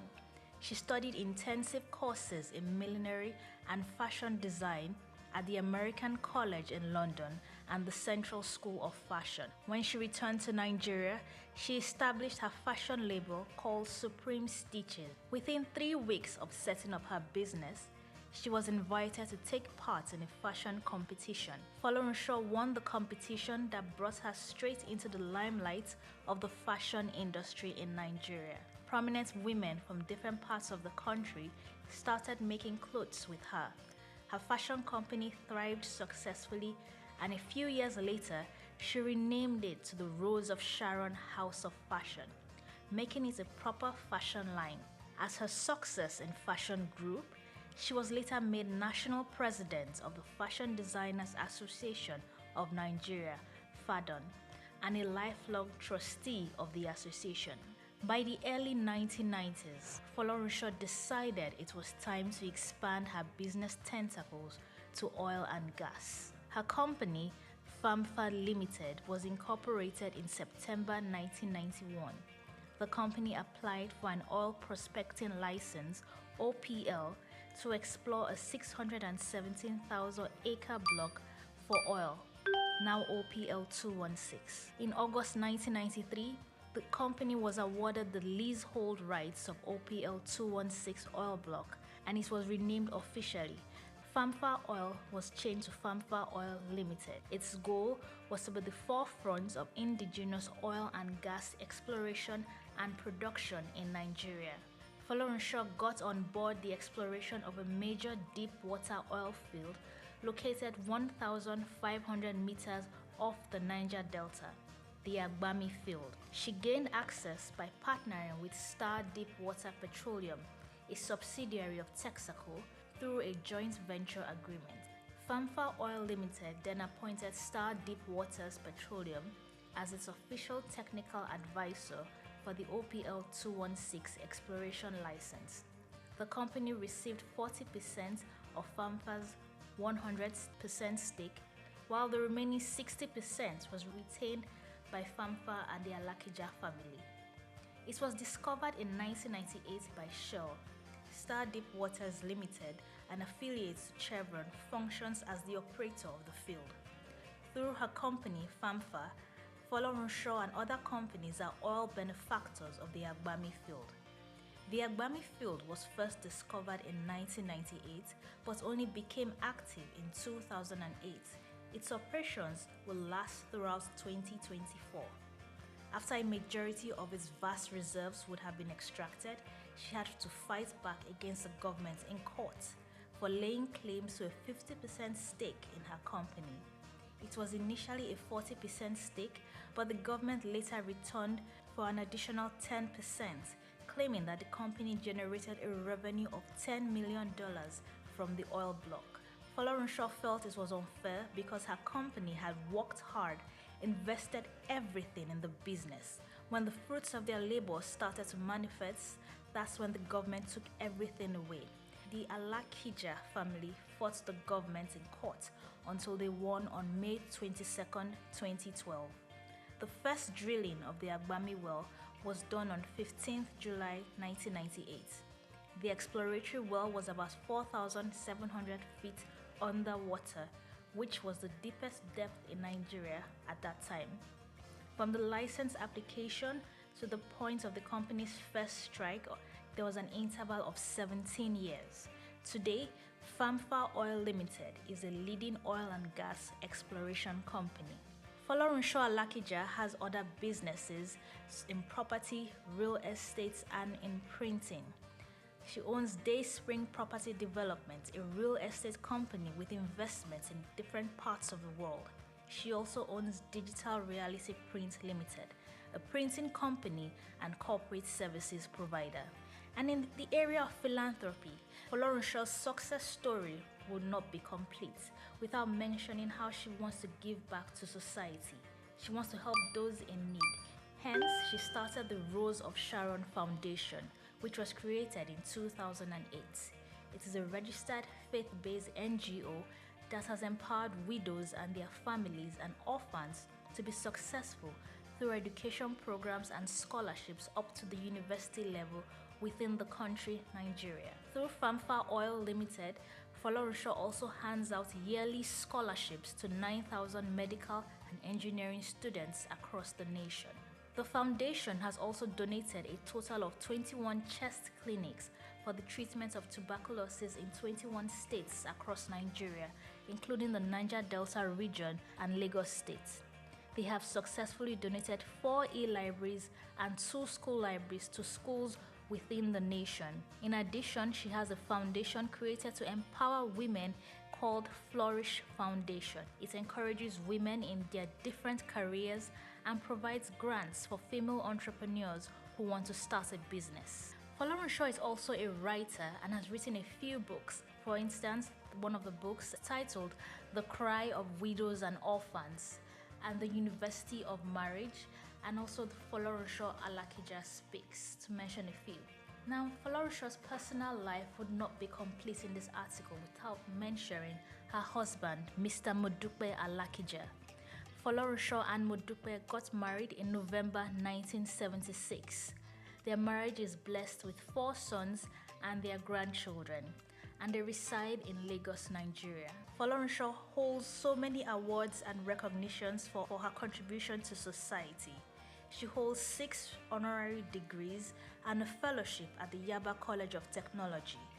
In July 2013, she was appointed as the Vice Chairman of Nigerian National Heritage Council and Endowment for Arts. She became the first female chancellor in Osun State University and Nigeria's first female chancellor on the 9th of March 2016. She is also one of the Lagos Business School's alumnus and a member of the Commonwealth and Investment Council Advisory Board. She is also an advisory board member for Center of African Studies, Harvard. On July 17, 2021, Benson Idahosa University, Benin City, bestowed on her an honorary doctorate degree in business administration. In conclusion, Folorunso Alakija's story is a tale of hard work, determination, persistence, and courage. She was able to build up her marriage, raise an upstanding family, and build her empire. She also faced challenges in her life, but she conquered these challenges. She is living proof that success is not limited by gender, age, nationality, or financial backgrounds, but rather success is the product of courage to take risks and stand up strong in the face of adversity.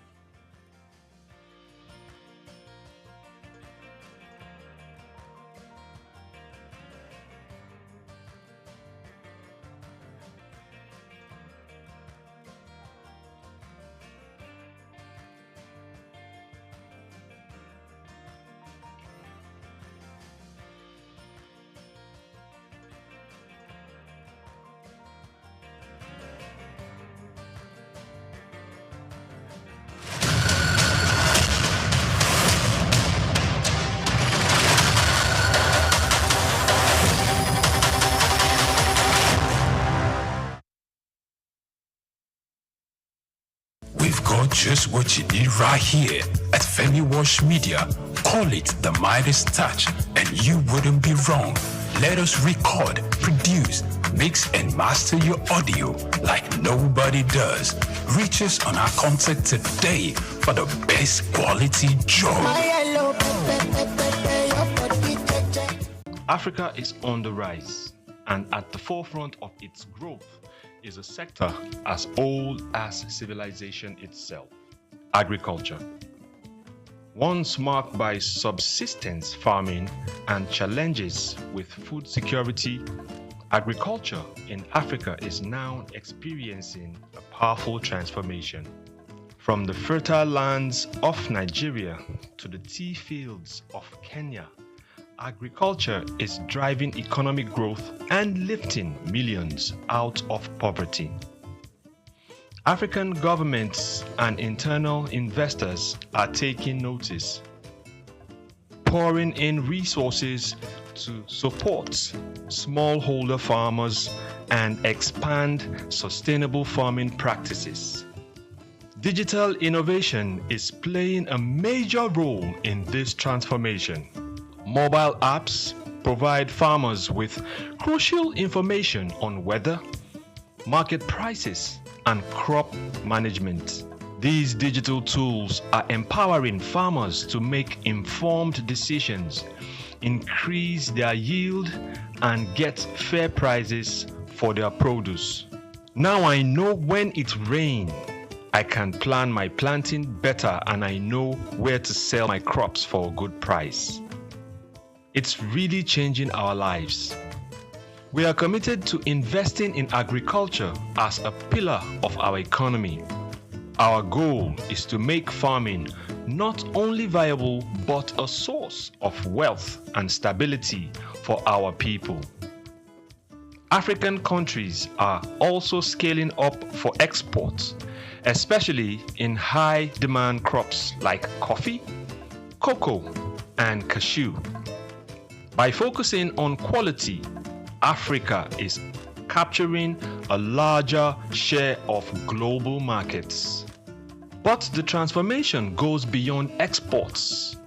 Across Africa, new farming techniques and policies are helping to meet domestic demand and reduce reliance on food imports, contributing to food security across the continent.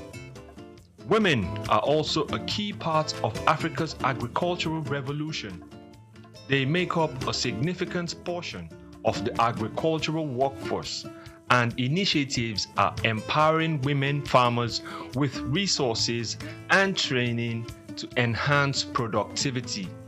From subsistence to sustainability, the future of agriculture in Africa is bright.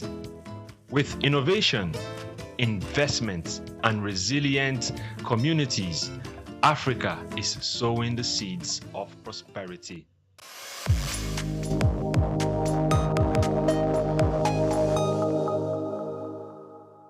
Dr. SOUQ A. Adedeji, whose leadership has significantly transformed Nigeria's tax administration, is a distinguished first-class graduate in accounting from the prestigious Obafemi Awolowo University, Ile-Ife, and he currently serves as the chairman of the Federal Inland Revenue Service, FIRS. I firmly believe in the wisdom encapsulated in the statements.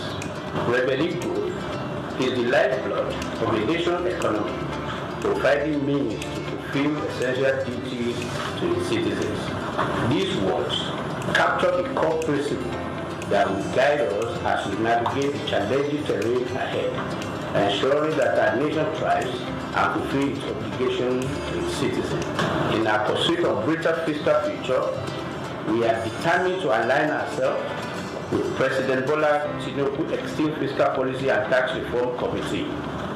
This collaboration will enable us to shape the prosperous fiscal landscape that will empower our nation's growth and development. Born on January 8, 1978 in Ogbomoso, Oyo State, Nigeria, Dr. Adedeji is an accomplished accountant and public officer with extensive expertise in corporate taxation and public finance. His journey in public service began in 2011 when he was appointed as Commissioner for Finance in Oyo State. In that capacity, Adedeji introduced transformative financial reforms, most notably the establishment of the Treasury Single Account (TSA) to streamline government revenues and expenditures. In March 2021, President Muhammadu Buhari appointed Adedeji as Executive Secretary of the National Sugar Development Council (NSCDC). In this capacity, he founded the Nigeria Sugar Institute and spearheaded the Sugar Backward Integration Program, which sought to enhance local sugar production and reduce reliance on foreign imports. In June 2023, President Bola Ahmed Tinubu appointed Adedeji as Special Advisor on Revenue, and by September of that same year, he had ascended to the position of Executive Chairman of FIRS, Nigeria's leading tax authority responsible for the assessment, collection, and management of federal taxes. The focus will be on these indirect taxes, so that as long as you consume, you have to pay. As long as you have interest on your investment, you have to pay. And this is echoing Mr. President's message that we are not going to tax the seed, but we are going to tax the fruit. The fruit is what we focus on. So all those things, when we have this holistic process, it will be captured, and that the vision is to have a progressive tax, that if you earn more, you pay more, and if you earn less, you will not pay. Under his leadership, FIRS exceeded its 2023 revenue target of 11.55 trillion naira. As chairman of FIRS, Dr. Adedeji implemented a performance-based system aligning with the service's new slogan, simplifying tax, maximizing revenue. Dr. SOUQ Adedeji has done incredibly well in transforming and reforming the tax processes and procedures in Nigeria. In a little over a year being at the helms of the affairs of the tax body in Nigeria, we have seen a significant improvement in revenue generation. His policy of not crumbling business with taxation is something that also needs to be applauded. SOUQ Adedeji philosophy is taxing fruits and not the seed, and taxing prosperity, not poverty. Because if you look at the fiscal landscape of Nigeria in the past 10 years, you find that businesses have struggled to live, and that has led to the exit of so many businesses from Nigeria. But with this new reform, we're saying that the businesses will profit from the reform processes, and that will mean more business for Nigeria. We will have a lot of foreign inflow in terms of foreign direct investment that will actually drive the process of economic growth for the country. And I think he has done so well, and he deserves a kudos, especially for taking the giant stride to restructure FRS for efficiency, for accountability, and for value for money. He has also made the welfare of the staff a top priority, fostering a positive working environment that has brought smiles to the faces of FIRS employees nationwide. Supporters of the tax reform bills highlight several key benefits, harping on the need for streamlined tax processes that could reduce bureaucratic hurdles and foster an environment where businesses can thrive. He has initiated a lot of reform which dovetail into the tax reform bills that is before the National Assembly. This initiative is to improve on the tax administration system in Nigeria with a view to improving on the collection systems that will be beneficial to every member of the Nigerian state. SOUQ, as is well known, has improved on simplifying tax reform even within the federal land revenue, which in no means has improved on tax administration, and he celebrated essentially for the core initiative of the tax reform.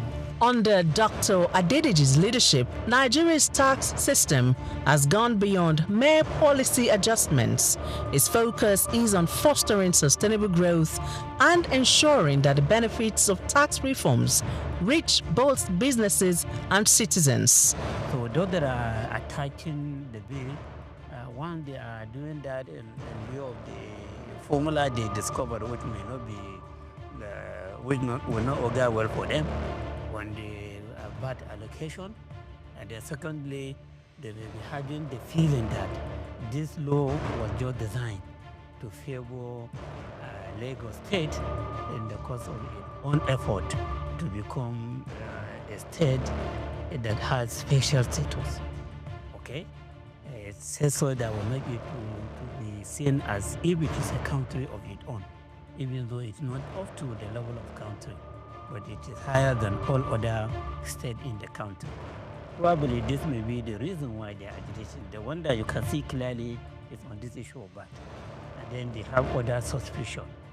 So that is another worry that I have. The issue of trust. Trust, what do some experts call trust deficit. Yes, will be promoted greatly by this if corrective measures are not taken. Graduation has not been defined. But then people have to go by what is happening now. As they go against it.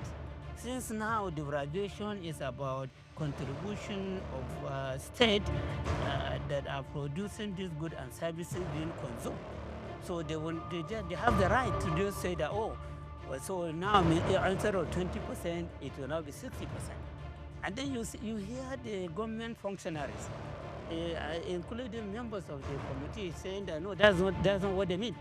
They mean area of consumption. This 60% graduation is about consumption area, not location of the headquarters of company that produce the good or services. You should have defined that in the law. Contributing to long-term national development, Dr. SOUQ A. Adedeji's career is a testament of his unwavering commitment to improving Nigeria's financial systems and enhancing revenue generation, showcasing his exceptional expertise in corporate and public finance.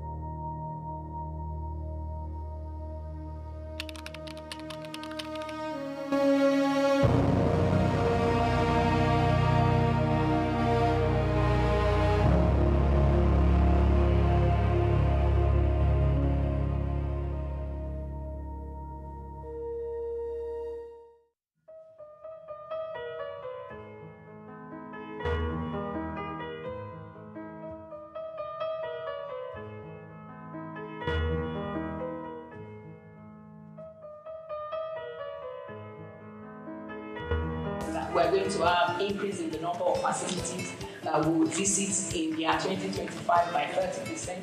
That would have improved compliance and enhancement of data-driven decision-making using data analytics.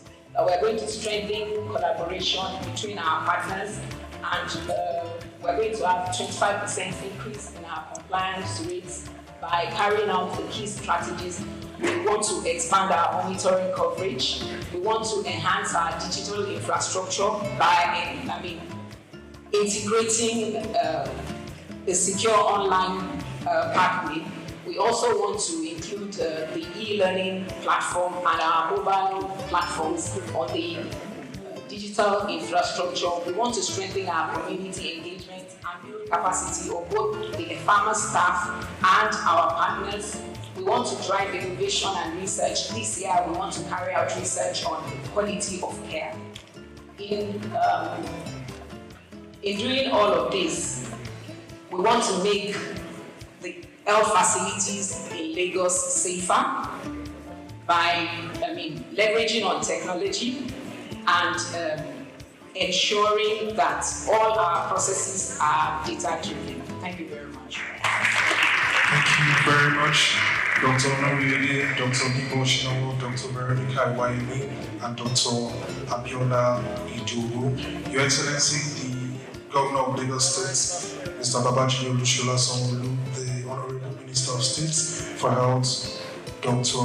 Isiaq Salako. Taking us further in the comparative study, I want to especially welcome a professor and consultant medical parasitologist at the College of Medicine, University of Lagos. He coordinates the International Malaria Microscopy RDT Quality Assurance Center, as well as the country's World Health Organization malaria specimen collection sites in the College of Medicine, University of Lagos. Ladies and gentlemen, please let's put hands together for Professor Wellington Oyibo for the very short comprehensive study. Thank you very much.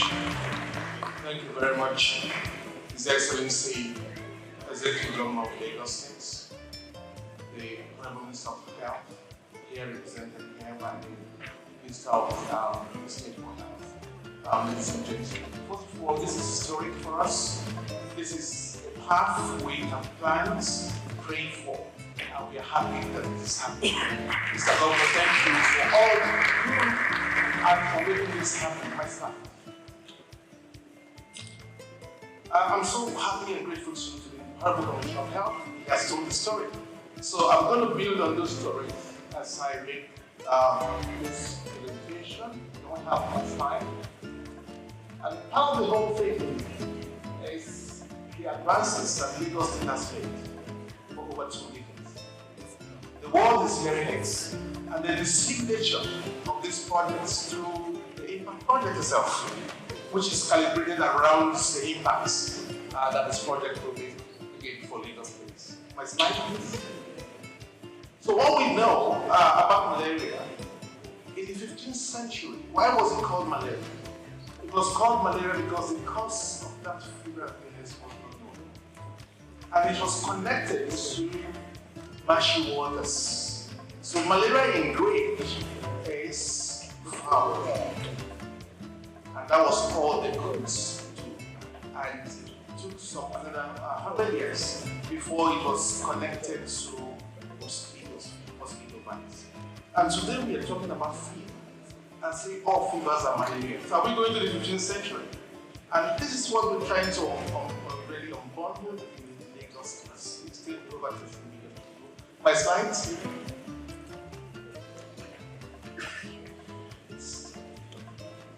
So if fever is still malaria, we go back to the 15th century. And then, of course, for evidence base, meant that we will have to quickly provide the evidence. Yes. So the horrible complaint of school is out from here.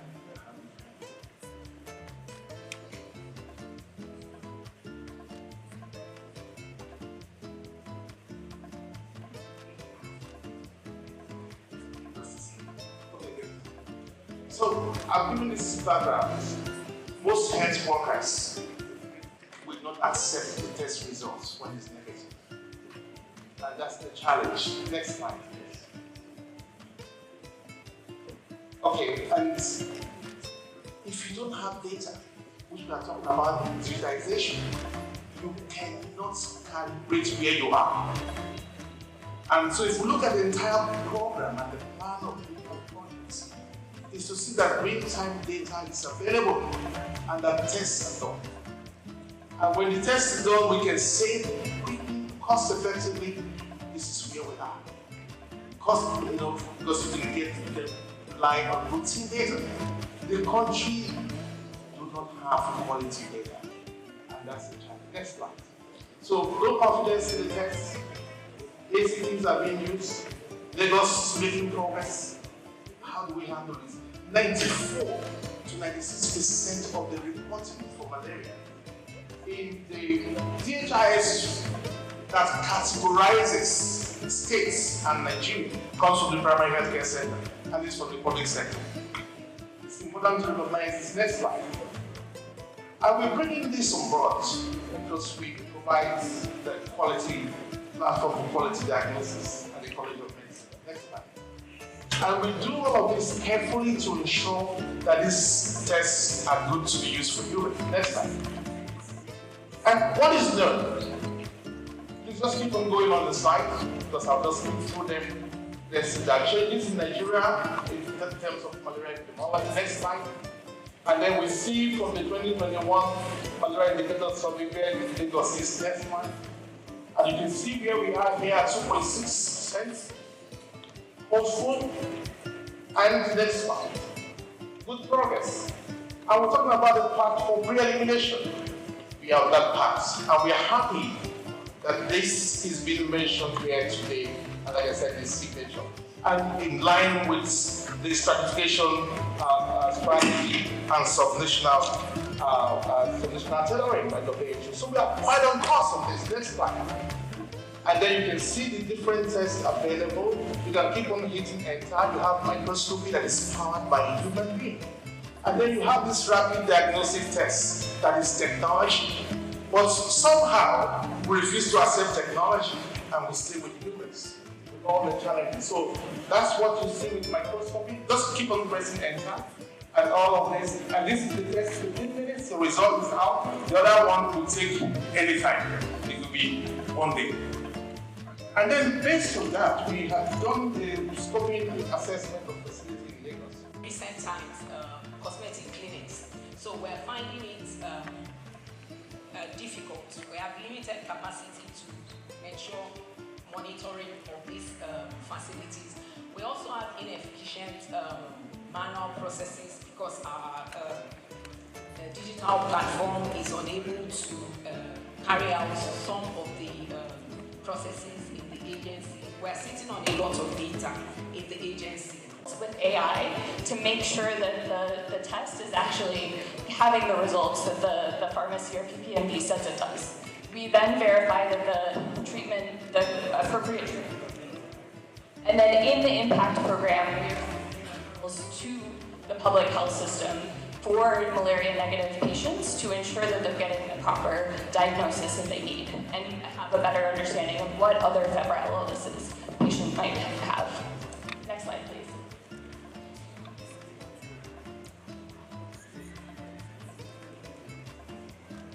Next slide. Okay, so I'll just talk briefly about all of the other partners that are working on this as well. So we are working closely, of course, with the Lagos State Ministry of Health, which envisioned this work and brought us in to support on this. With NMEP, which is overseeing the work and providing technical oversight. With WHO, which is providing, again, technical support and facilitation.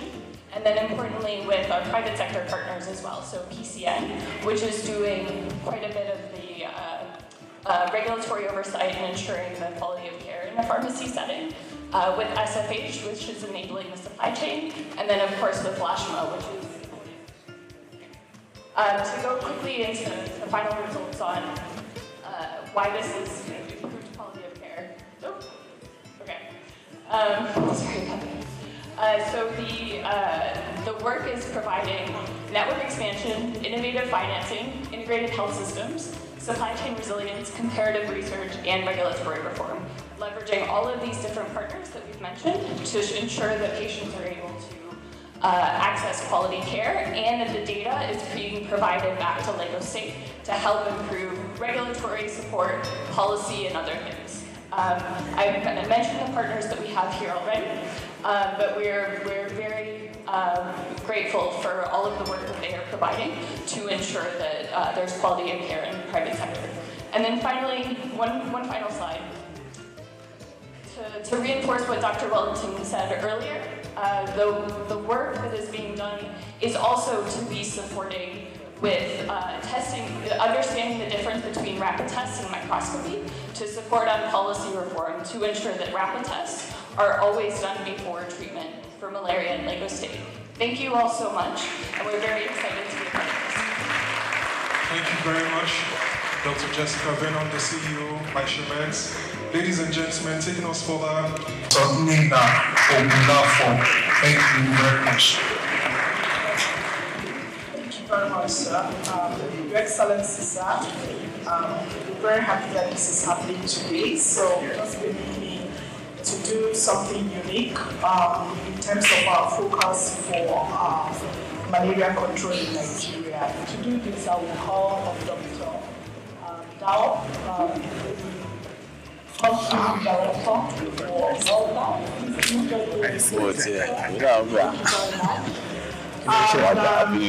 We're going to have the Honorable Minister being tested for malaria. Honorable Minister, please. Thank you very much. This is showcasing the main focus for malaria control in Nigeria, which we refer to as the 3 T's. Your Excellency, the first T stands for tests. We cannot overemphasize or we cannot underscore the importance of that. The second T, sir, is for treatment.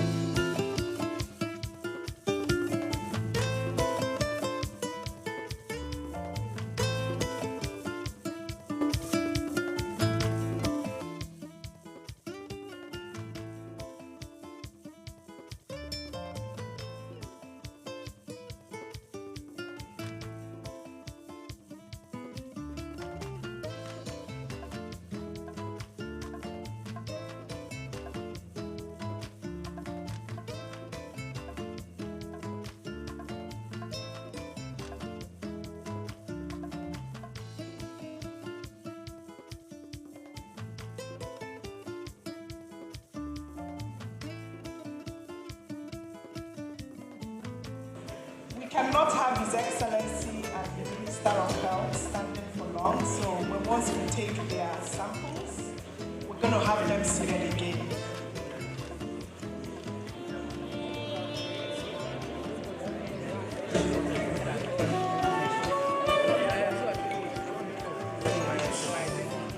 So can I have Dr. Walter on stage to come and quality check what is happening, sir, please? Thank you very much.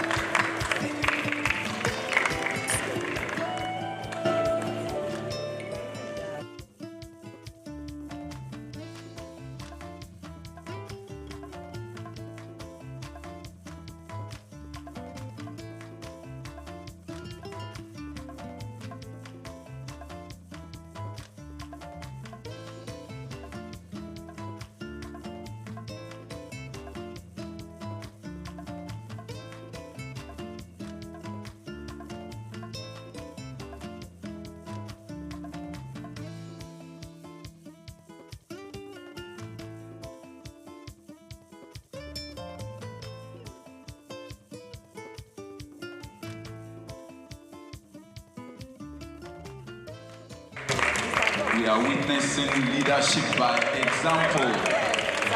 leadership by example by Mr. Governor, Mr. Babajide Olusola Sanwo-Olu, as well as the Honorable Minister of State for Health, Dr. Salako. Please, let's appreciate them. That is the way to go for every one of us all. Thank you very much, Your Excellencies. So again, this is the way to go for malaria control program in Nigeria. The pre-elimination in Nigeria could commence in phases. We could commence pre-elimination in Nigeria in phases. Thank you, Your Excellencies. Thank you. So back to the fourth bullet on my slide.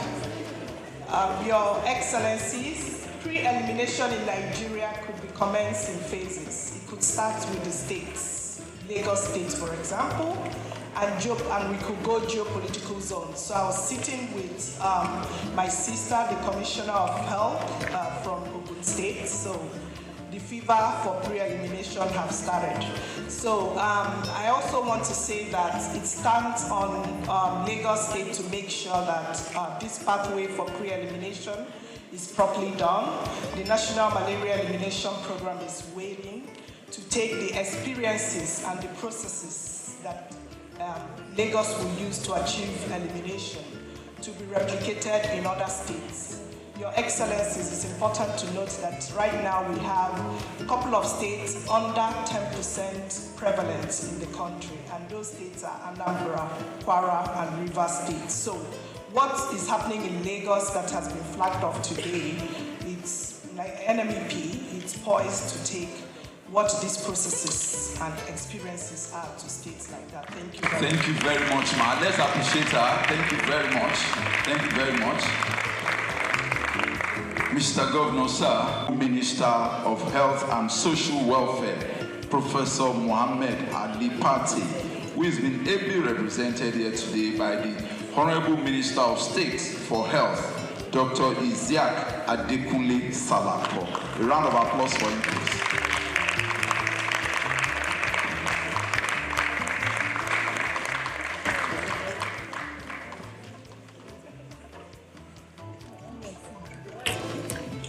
Your Excellency, the excellent Governor of the Center of Excellence, Mr. Babajide Olusola Sanwo-Olu. I must recognize my brother, who is one who has summoned all of us here today, the Honorable Commissioner for Health for Lagos State. All members of the Lagos State Cabinet here present, our partners, WHO, World Bank, distinguished stakeholders in the health sector, gentlemen of the press. Because of time, let me say all protocols to be extended. We cannot give the governor for malaria alone. He has to attend to water, to road, several other things, so I will shorten my speech, but I must say that today I'm wearing two caps. You may not see it physically. Standing in for myself, and also standing in for my brother, the coordinating minister for Health and Social Welfare, Professor Pate, who is unable to attend because of other assignments. I am most delighted to be at this auspicious occasion of the launch of the pathway to malaria pre-elimination and digitization program in the Center of Excellence, Lagos State, led by His Excellency the Governor, Mr. Babajide Sanwo-Olu. I recall that Lagos State pioneered intensive malaria case management in the early 2000s through the Eco-Free Malaria Initiative, under the leadership of now our President, Dr. Bola Ahmed Tinubu, the then Governor. I am most delighted to be here today to be part of another pioneer initiative now under Governor Babatunde Sanwo-Olu as Lagos State takes the lead in the agenda to end malaria by 2030.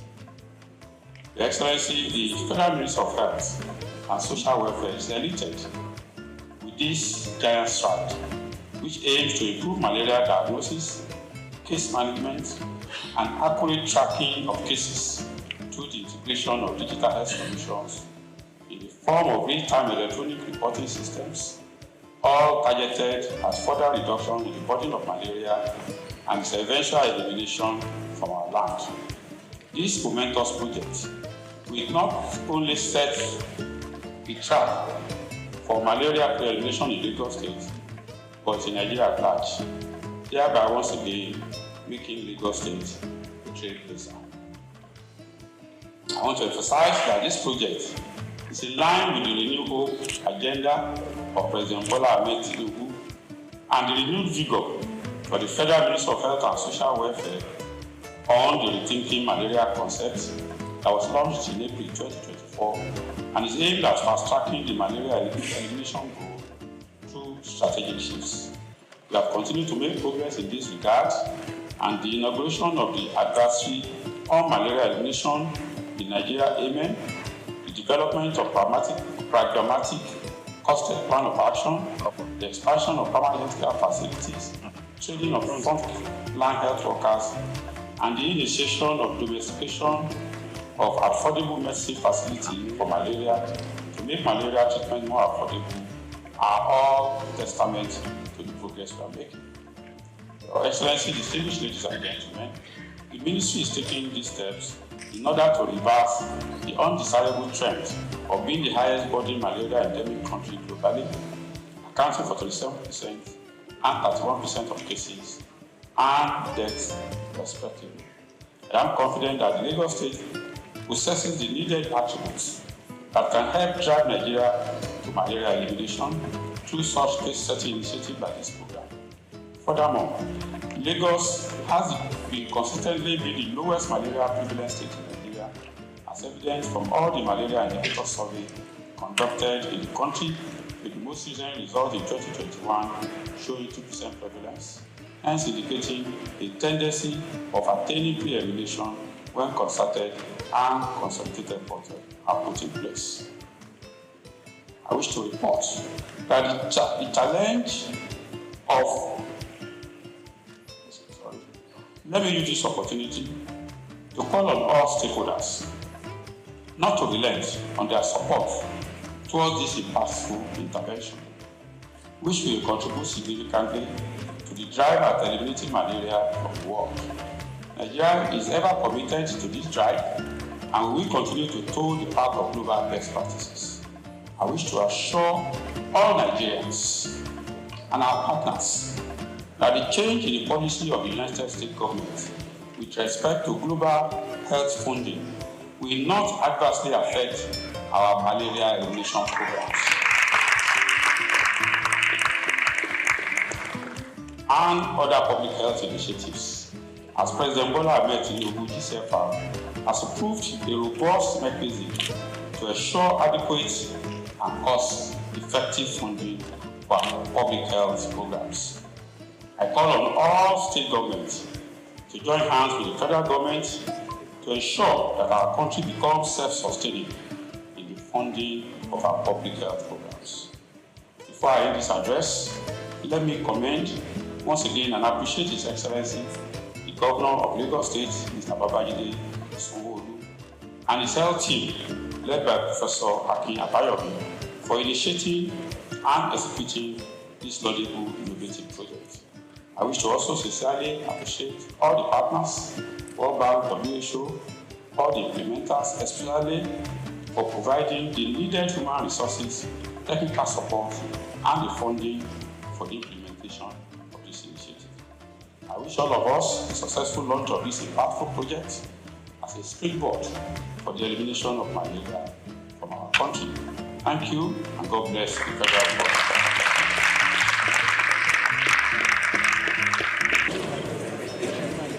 Distinguished invited guests, Your Excellencies, Minister of State, have your results.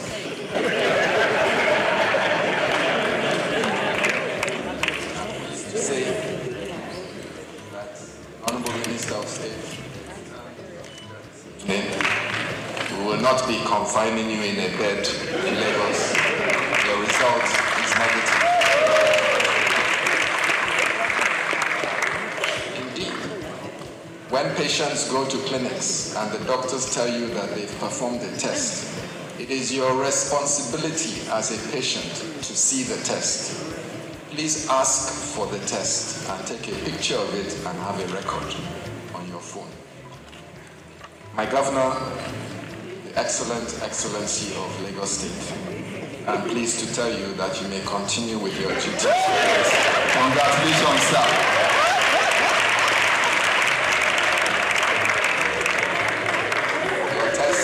Negative, in line with the low prevalence of malaria in Lagos as well.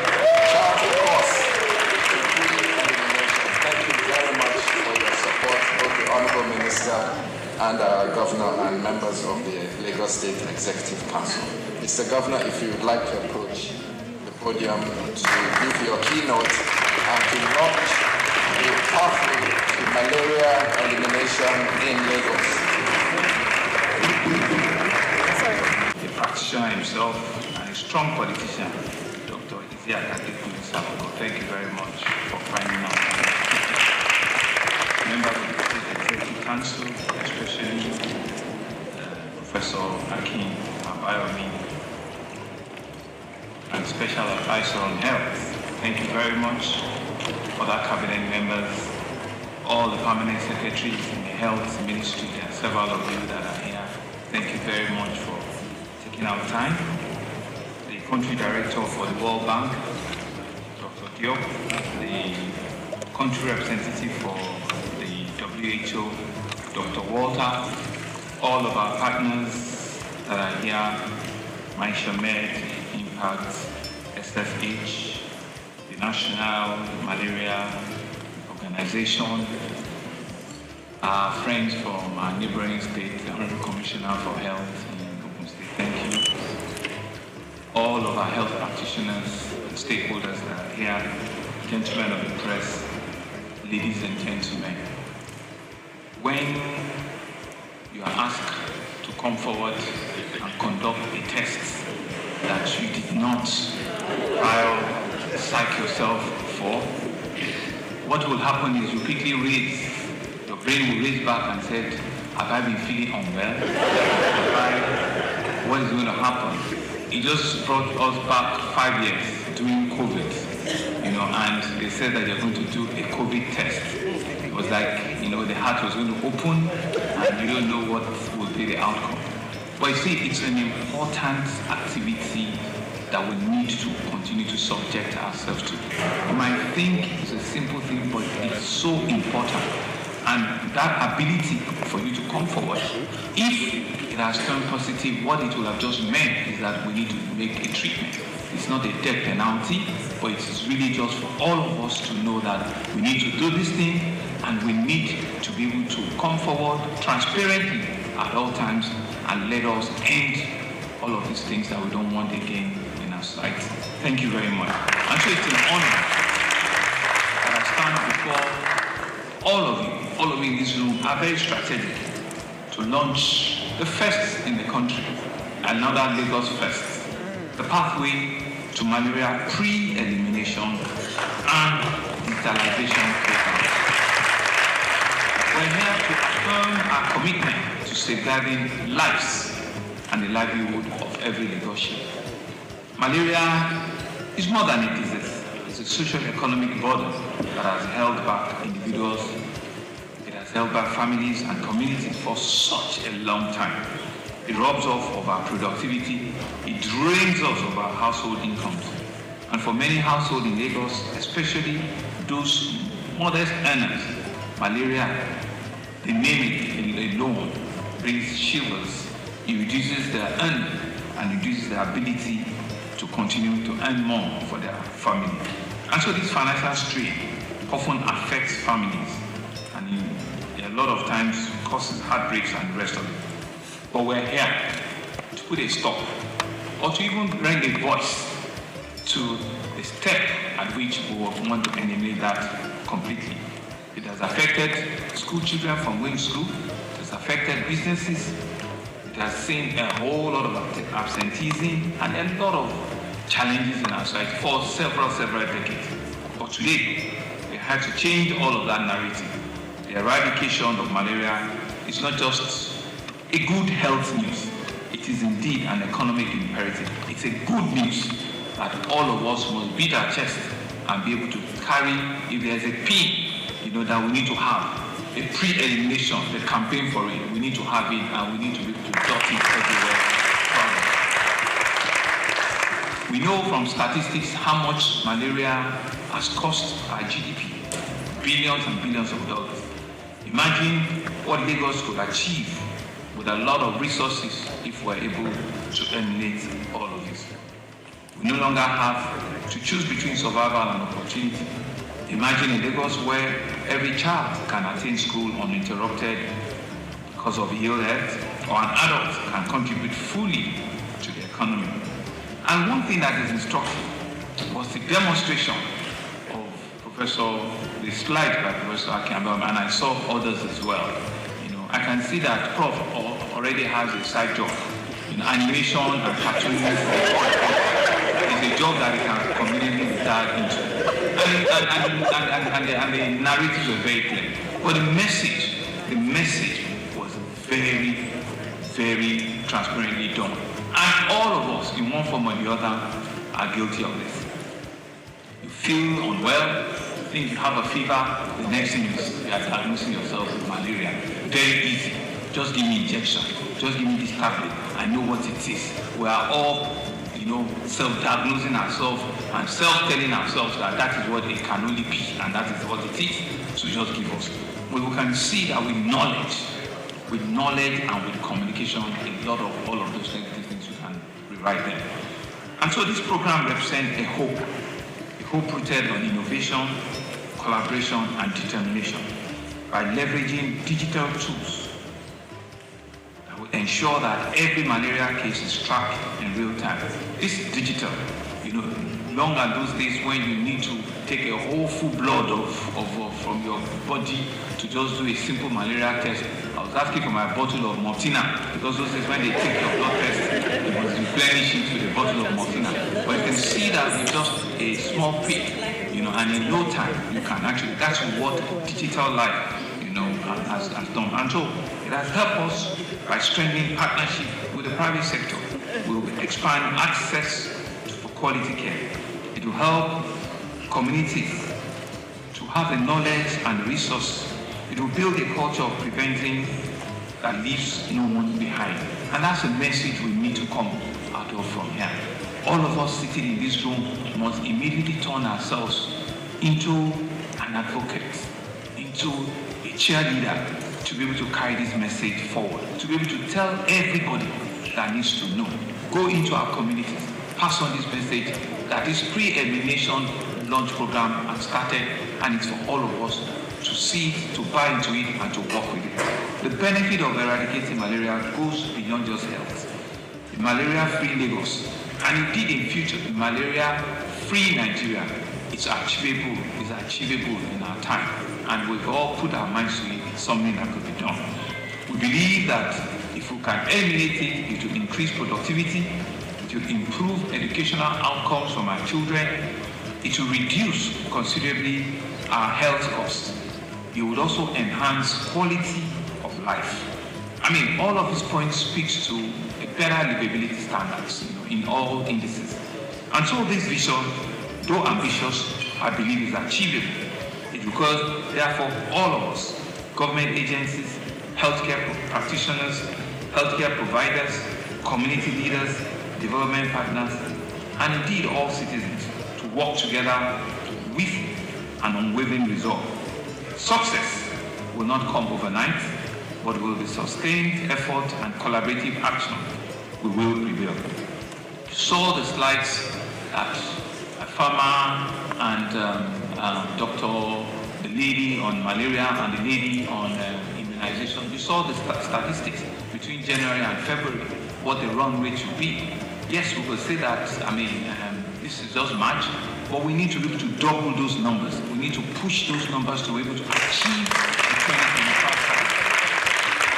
We need to be able to push and achieve, because there is no magic to it. If your target is 2 million and at the end of February we are still doing less than 200,000, you are doing far less. So you need to double, your spike shoots. You need to work harder, twice as much for you to achieve the 2025 record.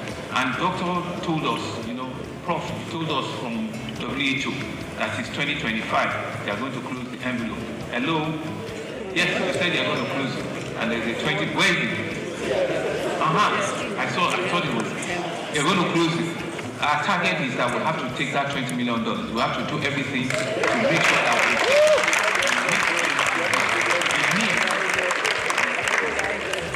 we'll meet the criteria very quickly. Because if it's something that we've all said we want to do, then everybody must be on the same page. And I want to commend the farmers and all the ladies that came forward transparently to show us those data. And what we need to do is we don't need to wait in October before we now cry. We need to be able to track this thing on a month-on-month basis. So I want to thank all of you. I want to thank our partners, the World Health Organization, the World Bank, the National Malaria Elimination Program. Our community pharmacists are here. All of our pharmaceutical associations are here. Thank you very much. Our various private and public hospitals, and all of you that are here for your valuable support and making this initiative positive. Of course, permit me to thank in absentia our very hardworking Honorable Minister of Health and Social Welfare, Professor Mohammed Al-Pate. Our best regards and our best wishes to him. We know all of the things that he has brought about in his tenure as the Honorable Minister of Health. We wish him well. We are also tracking and monitoring, all of his deliverables so that we can say at the end of it, in your time, you did all of this. And to also thank the Honorable Minister of State for cooperating and operations with the Honorable Minister. We believe that if you do all of these things and you do them well, your time, your time in that ministry will be written in gold, and Nigerians will forever be grateful, because we know that you are pushing everything to ensure that we save over 1 million lives, and we are doing so many things, so many big health initiatives, and want to wish you well. To Dr. Diop, our country director for the World Bank, thank you for your invaluable support at all times, funding your technical assistance. We believe it will continue to catalyze our health initiative. To our country director on the Bill and Melinda Gates Foundation, Mr. Uche, whose organization's investment has been pivotal to malaria control. Say a big thank you. Dr. Walter, our WHO country representative, we believe that your expertise and advocacy capacity has helped us to push this forward. Thank you very much. To all of our partners, Marshall, Mets, who I met last week, I did promise, I said I'll be here in person. And to all of our other partners, please, let's see this as a start to work. It's only when we achieve what we have set for ourselves that we have done the job. They don't pay people for attempts, they pay people for results. And it's the result that is important. It's the result that takes us to that final praising point in which we all can say that yes, we've done our best, we've contributed what we needed, and we've seen the results. I believe that we have everything to make it work. We believe we have all it takes to eliminate malaria completely in Lagos State. I want to congratulate our own Ministry of Health. Congratulating ourselves is telling you that you have a lot more to do, Prof, and all of you. But I will be watching, and I will do everything to continue to encourage you. And as a demonstration of that encouragement, I was whispering to Prof that I will also do something different. I will be promoting Dr. Idu as a permanent secretary.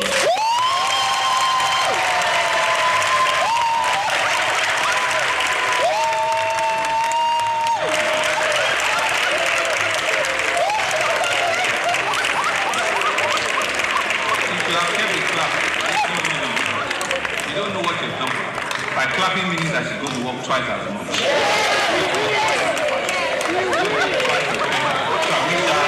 All the very hard work she's doing. To my fellow Lagosians, fight belongs to each of us. Let us embrace a preventive measure by eliminating mosquitoes, adapt, test before treatment.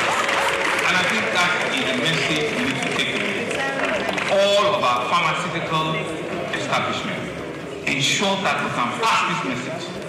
Test before treatment. It is so important that we do not just take this for granted. Let us ensure that we can take this advocacy into our communities, into our nooks and crannies, and show really that once we have started this campaign in Lagos, we will go around every part of the city. We can rewrite the history of malaria in Lagos, and it is in our hand.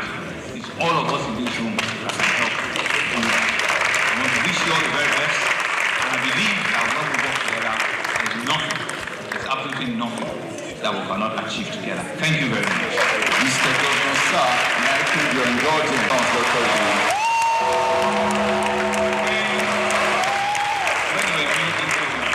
She thought I really didn't like her. She was frowning her face one day. It was between her eye and her eye.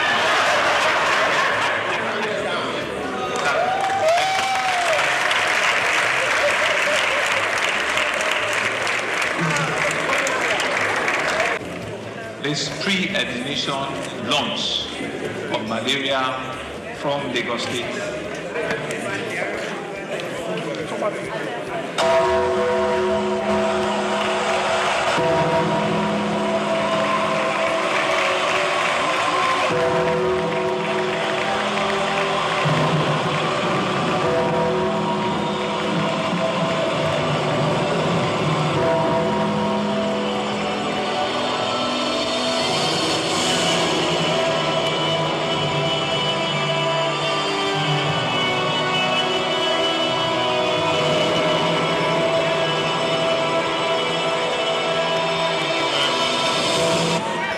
Pathway to malaria pre-admission and sterilization program in Lagos. Thank you very much. Thank you. Mr. Governor, sir, may I crave your indulgence to quickly invite this Honorable Commissioner for Health, Special Advisor on Health and Permanent Secretary, Ministry of Health, to join you for the first photo op.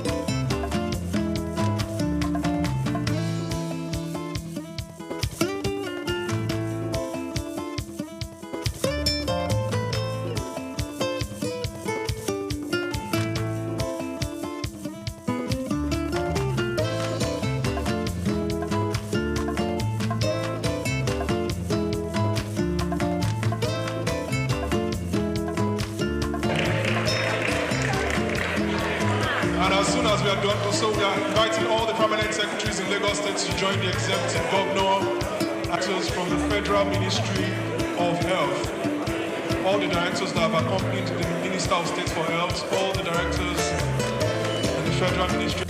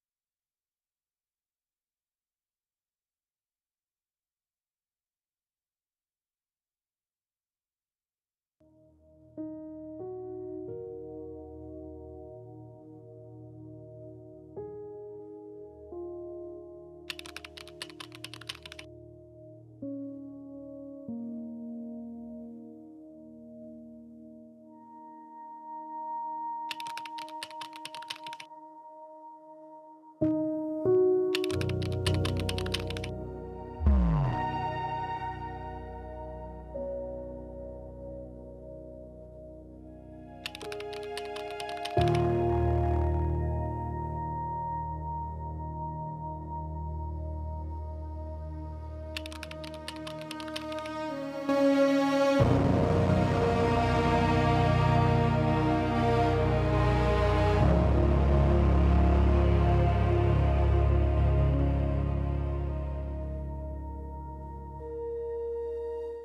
name is Shino Ogbadegeshin. I'm the CEO, Gozi Micro Insurance. Continue to watch SOUQ News. Adenike Adeyemi, Executive Director of Faith Foundation. Keep watching SOUQ News. My name is Shepherd Michael Adewale Onofuye. I enjoy you all to always watch SOUQ News TV. Hey everyone, Majuli Obaje here representing Gigi. Keep watching SOUQ News, okay? Stay updated with SOUQ News. My name is Aton Keme. I am the head of MSME banking. Please keep watching SOUQ News and stay glued to SOUQ News. I recommend that more and more people should watch SOUQ News because they deal with business news. Hi, my name is Amaka Wokolo. I am the director of the Faith Institute at Faith Foundation. Keep watching SOUQ News.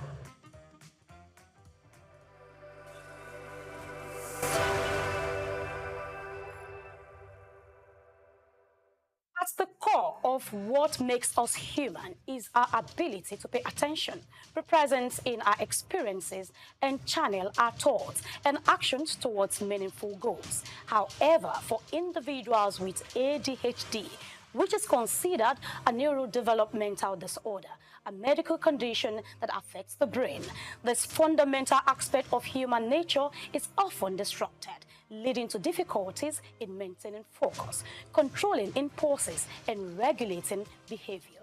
Hyperactivity disorder is a neurodevelopmental disorder that occurs in children and adolescents.